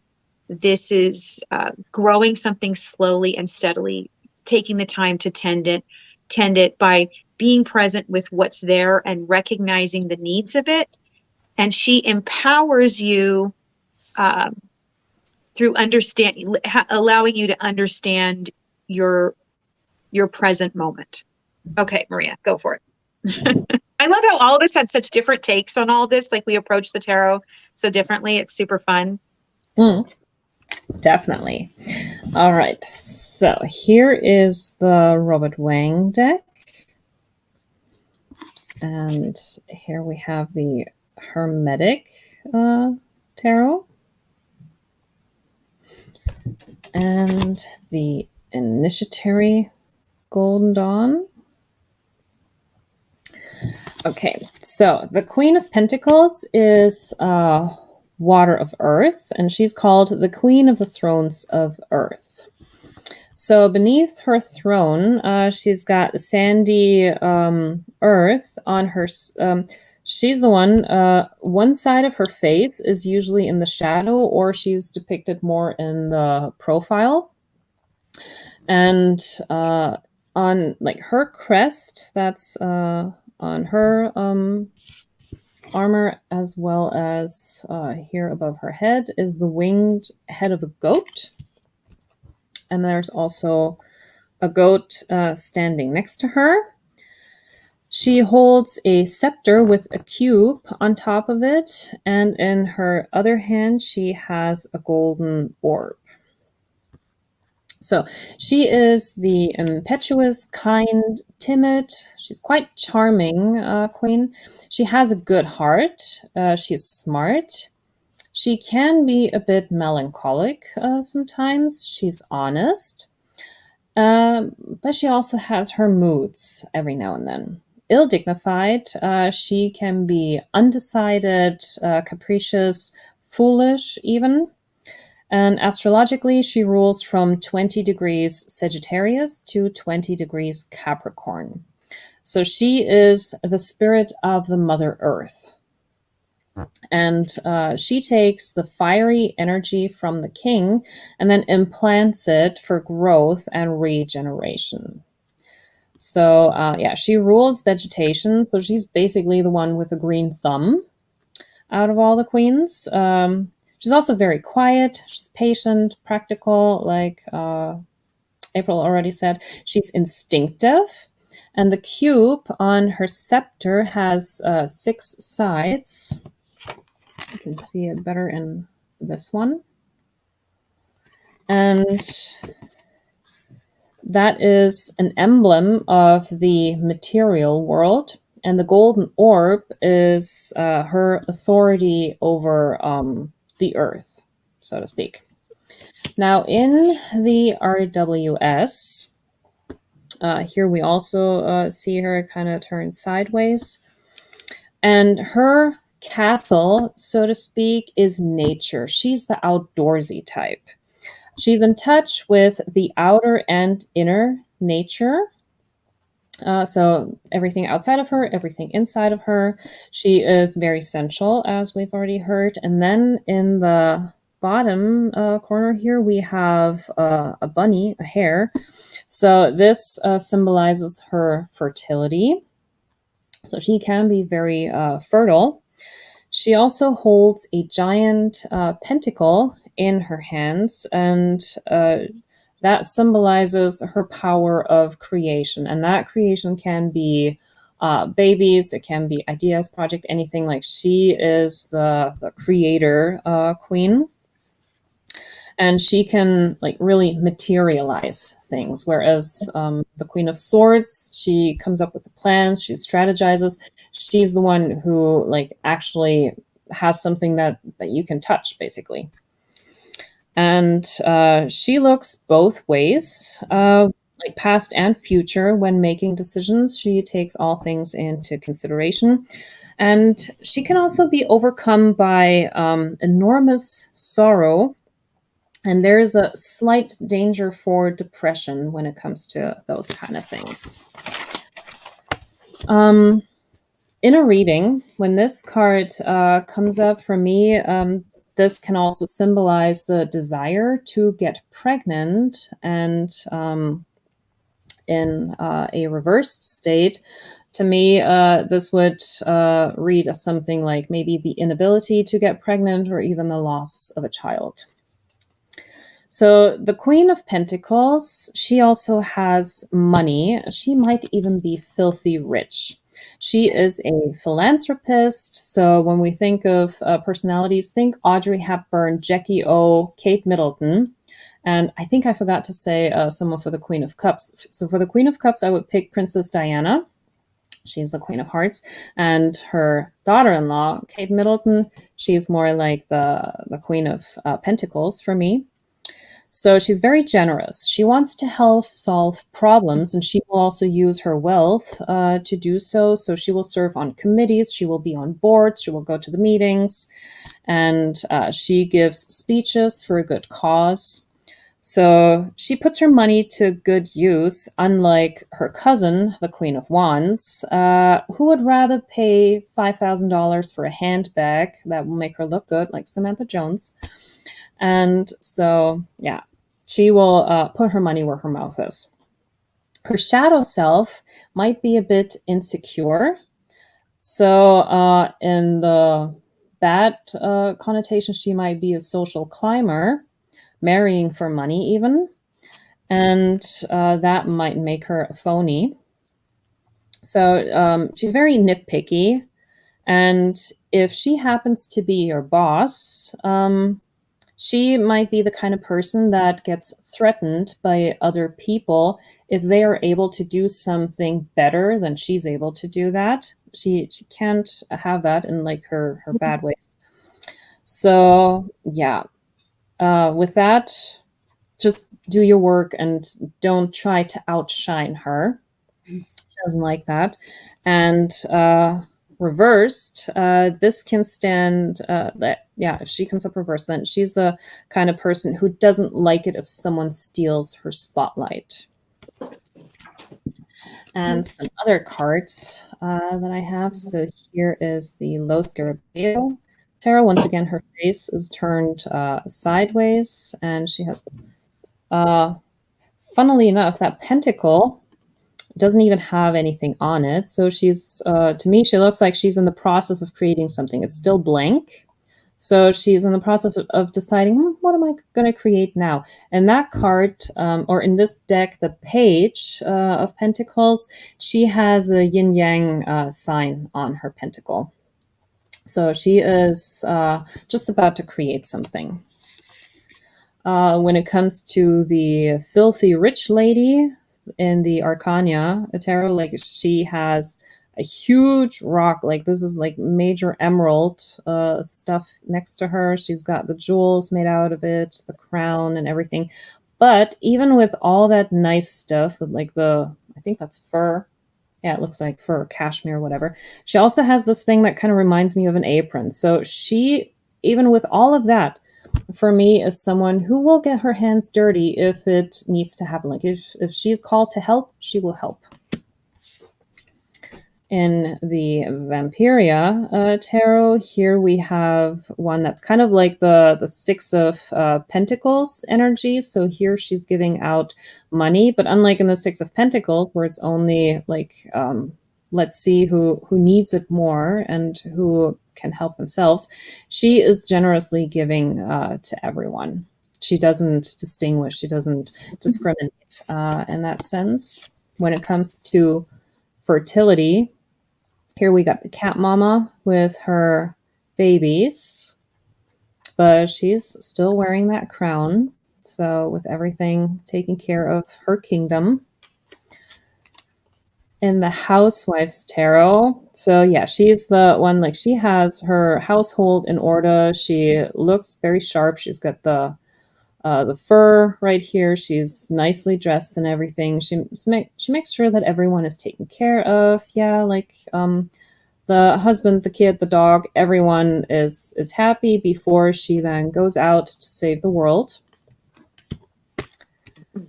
And in the Haunted House Tarot, here she's standing in water with feet, and then the little bunny is watching her. Once again, she has her face turned sideways in her hand. She is holding that pentacle, but she's not looking at it. She's not too concerned with it. She knows that she can create. She has the flowers in her hair, and she's got that very feminine look that kind of reminds me of like those very feminine Italian women, like Sophia Loren, for example. That's what she reminds me of. And yeah, so she's all up in nature. She enjoys it. She is at home there, and she just lives that. So that's what I have for that. Okay, you guys, I'm sorry. Apparently I have an incident. I have to go. Okay. So I will catch the replay because I was really interested in what you had to say, Carol. And I'm sorry, everybody, I have to go, and I was looking forward to chatting after this, but I have to get to this. I've been interrupted twice now. Thank you for being here. Hi, everybody. Bye.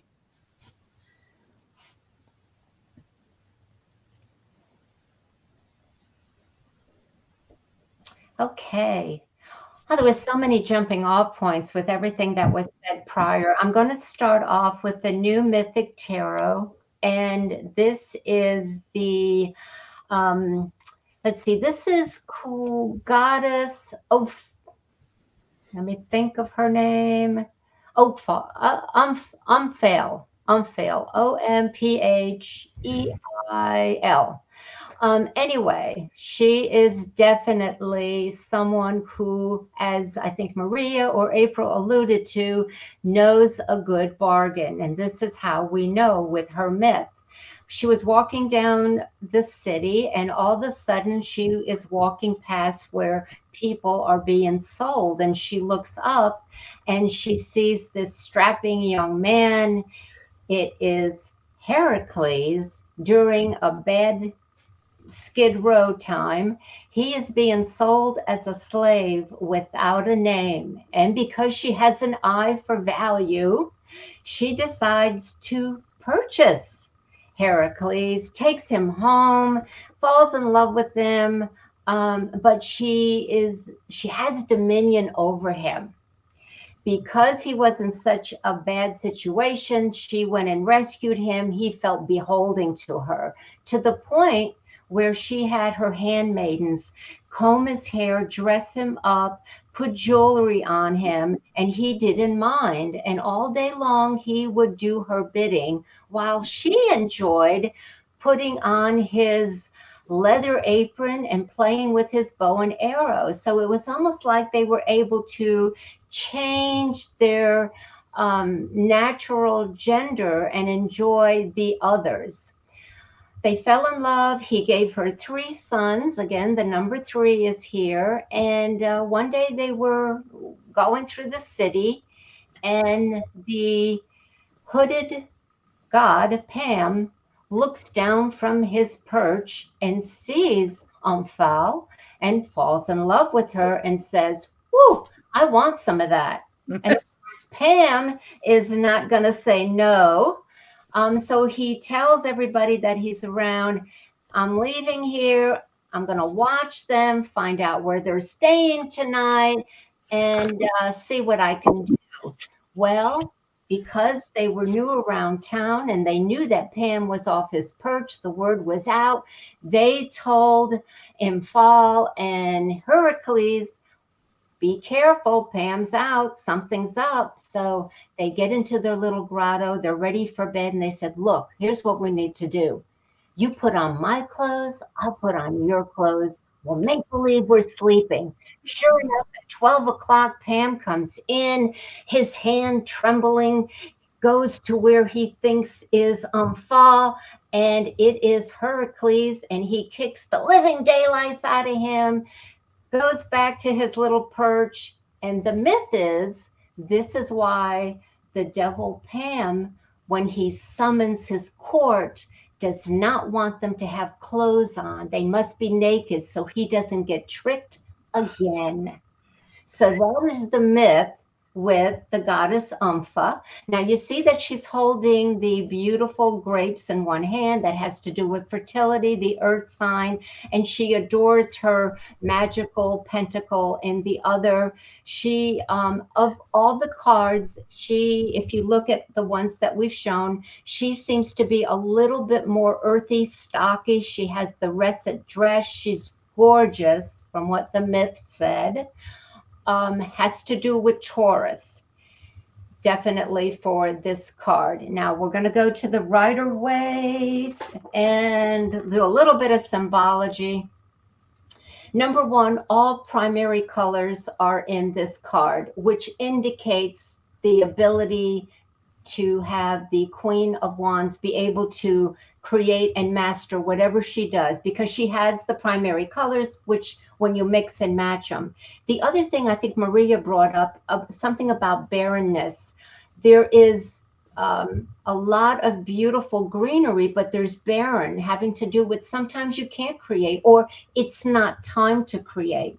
The esoteric message here is to realize when there's a time to reap, a time to harvest, a time to fertilize, and the time to make good use of what it is that you've done. Her energy is also what they say framed in her understanding of nature because of the greenery and the roses. So it's how you frame your life, what you do with the things that you're given. And the earth for her, the Queen of Wands, is all that she needs. There is a groan on the side of her that is almost in a fetal position, ready to be born or ready to be created. The other thing that's a little different about this queen that stands out, the others did not. She has a green cape that comes down, and her crown is over this green cape. Author Waite said it is called a cap of maintenance. In esoteric knowledge, it means that you have responsibility to maintain the wisdom that's been handed to you or you credit yourself with. So that is why she has that green, and green is the color of creation, fertility, growth, also healing. So the Queen of Wands is everything you can imagine. Pam, which I reference in the Mythic Tarot, is seen here by the goat. Remember that in pagan mythology, he is the footed goat. You have both of them on her throne. You have the goat, and you also have the Taurus bull. She has a white undergarment, so she has to come in with purity as her main objective. And then the red is her creative ability, her imagination. We are talking about this being on the fourth and last world on the tree of life. That's the world of formation. I'm sorry, the world of materialism and creation. So, but she has more to do, and that is depicted by the blue mountains on her left, on her right side. The blue is further attainment and understanding. So the queens, even though they're evolved, still have more growth to do.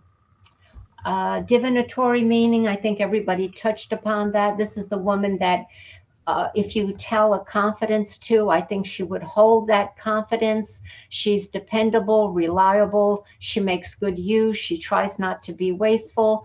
The shadow part of this is gluttony, trying to accumulate too much, fear-based accumulation, wasting, not using what you have. Money usually comes to these people, to and the wand is really what my moon, if it wasn't for my moon in Taurus, that's my grounding. The water can seep into the earth. It will take it where the air doesn't. It just rains back on me. The wind blows it back in my face, but the ground will absorb it, and it'll make use of my emotions, my passions, my problems. So I think that the grounding of the queen is helpful for a lot of people. The other thing that I'm not sure if we brought up to everyone's notice, and people in the chat, we talked about how we can interpret the court cards. It can be an actual person in a reading or someone that you know, but it can also be a situation of an incident of the card's properties. So maybe we need a little earth, maybe we need a little air. You look into those four elements to see which one of those characteristics you might be needing. So it can also be something outside of an individual that we associate the court cards with being people. Okay, Carla. Well, thank you. Yeah, I appreciate that very much. And in fact, that's kind of what I have been doing at this point. So it's like trying to add the personal, like a significator on top of that is what I'm taking in now, so that I can do that, because it's important. And one of the things that April had said with the Queen of Pentacles was, I think she said it was an ISFP. But according to Carl Jung, all the queens are associated with introversion and judging. So my studies are, the Queen of Pentacles is the same as the ISFJ. So there's still that judging in there, I think, is part of the queen personality, is making those good judgment calls. So in my light seers, here you see, I see somebody who is extremely wealthy, successful, but she's also out in nature, but yet she's sitting, looks like on a couch, like, so she's very, she's in comfort, it's like, oh, sure, I'll go camping, but I'm gonna go camping in luxury. I mean, hello. And but yet she looks almost regal. She's very like sure of herself. So here I definitely see very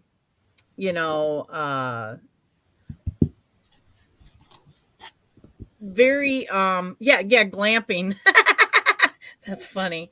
So she's very earthy, but yet she, there's a lot of wealth in that. So it's almost like success is what you deem successful, In the myths and legends, she is essentially Mother Earth. So this goddess is named Mat Zemlia. I believe I'm probably not saying that right. Anyway, she is a Slavic goddess, and not usually she wasn't in her human form. She was in the form of Mother Gaia. So when I think of the Pentacles, I do think of a very earthly magic type energy. So this is it does have to do with staying grounded, not I could see the Taurus energy of maybe that could be the like a jealousy type thing. If it's not polarized or if you're too one way.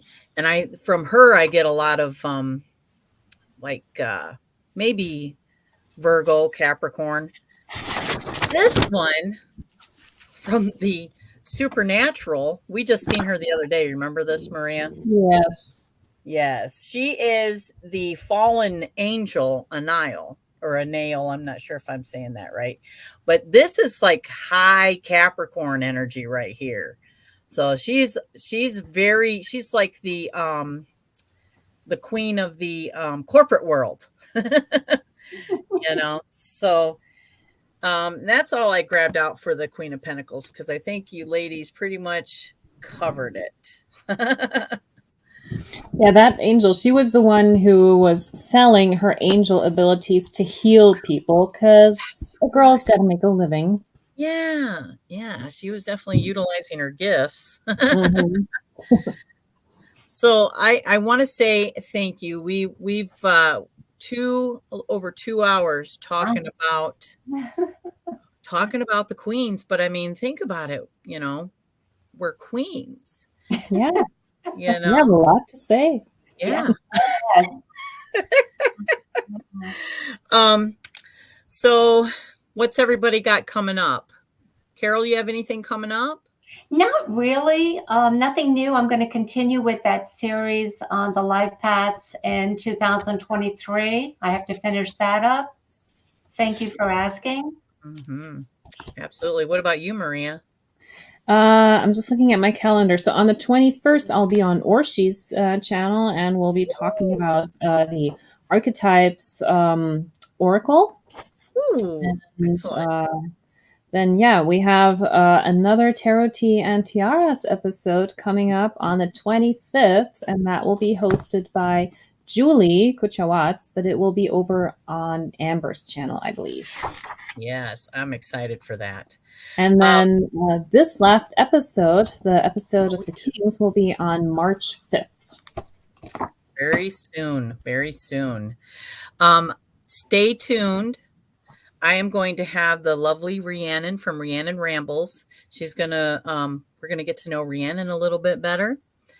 And then let's see, I think that's probably oh no, I also have Anna Sarah tomorrow. If anybody remembers her, I'm gonna be chatting with her tomorrow, and we're gonna dive into like, you know, star seeds and Anunnaki and aliens. Ooh, nice. Wow.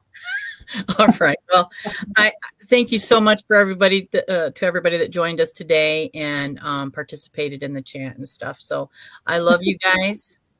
Rhiannon. Oh, she's combing her hair. Right on. Getting pretty.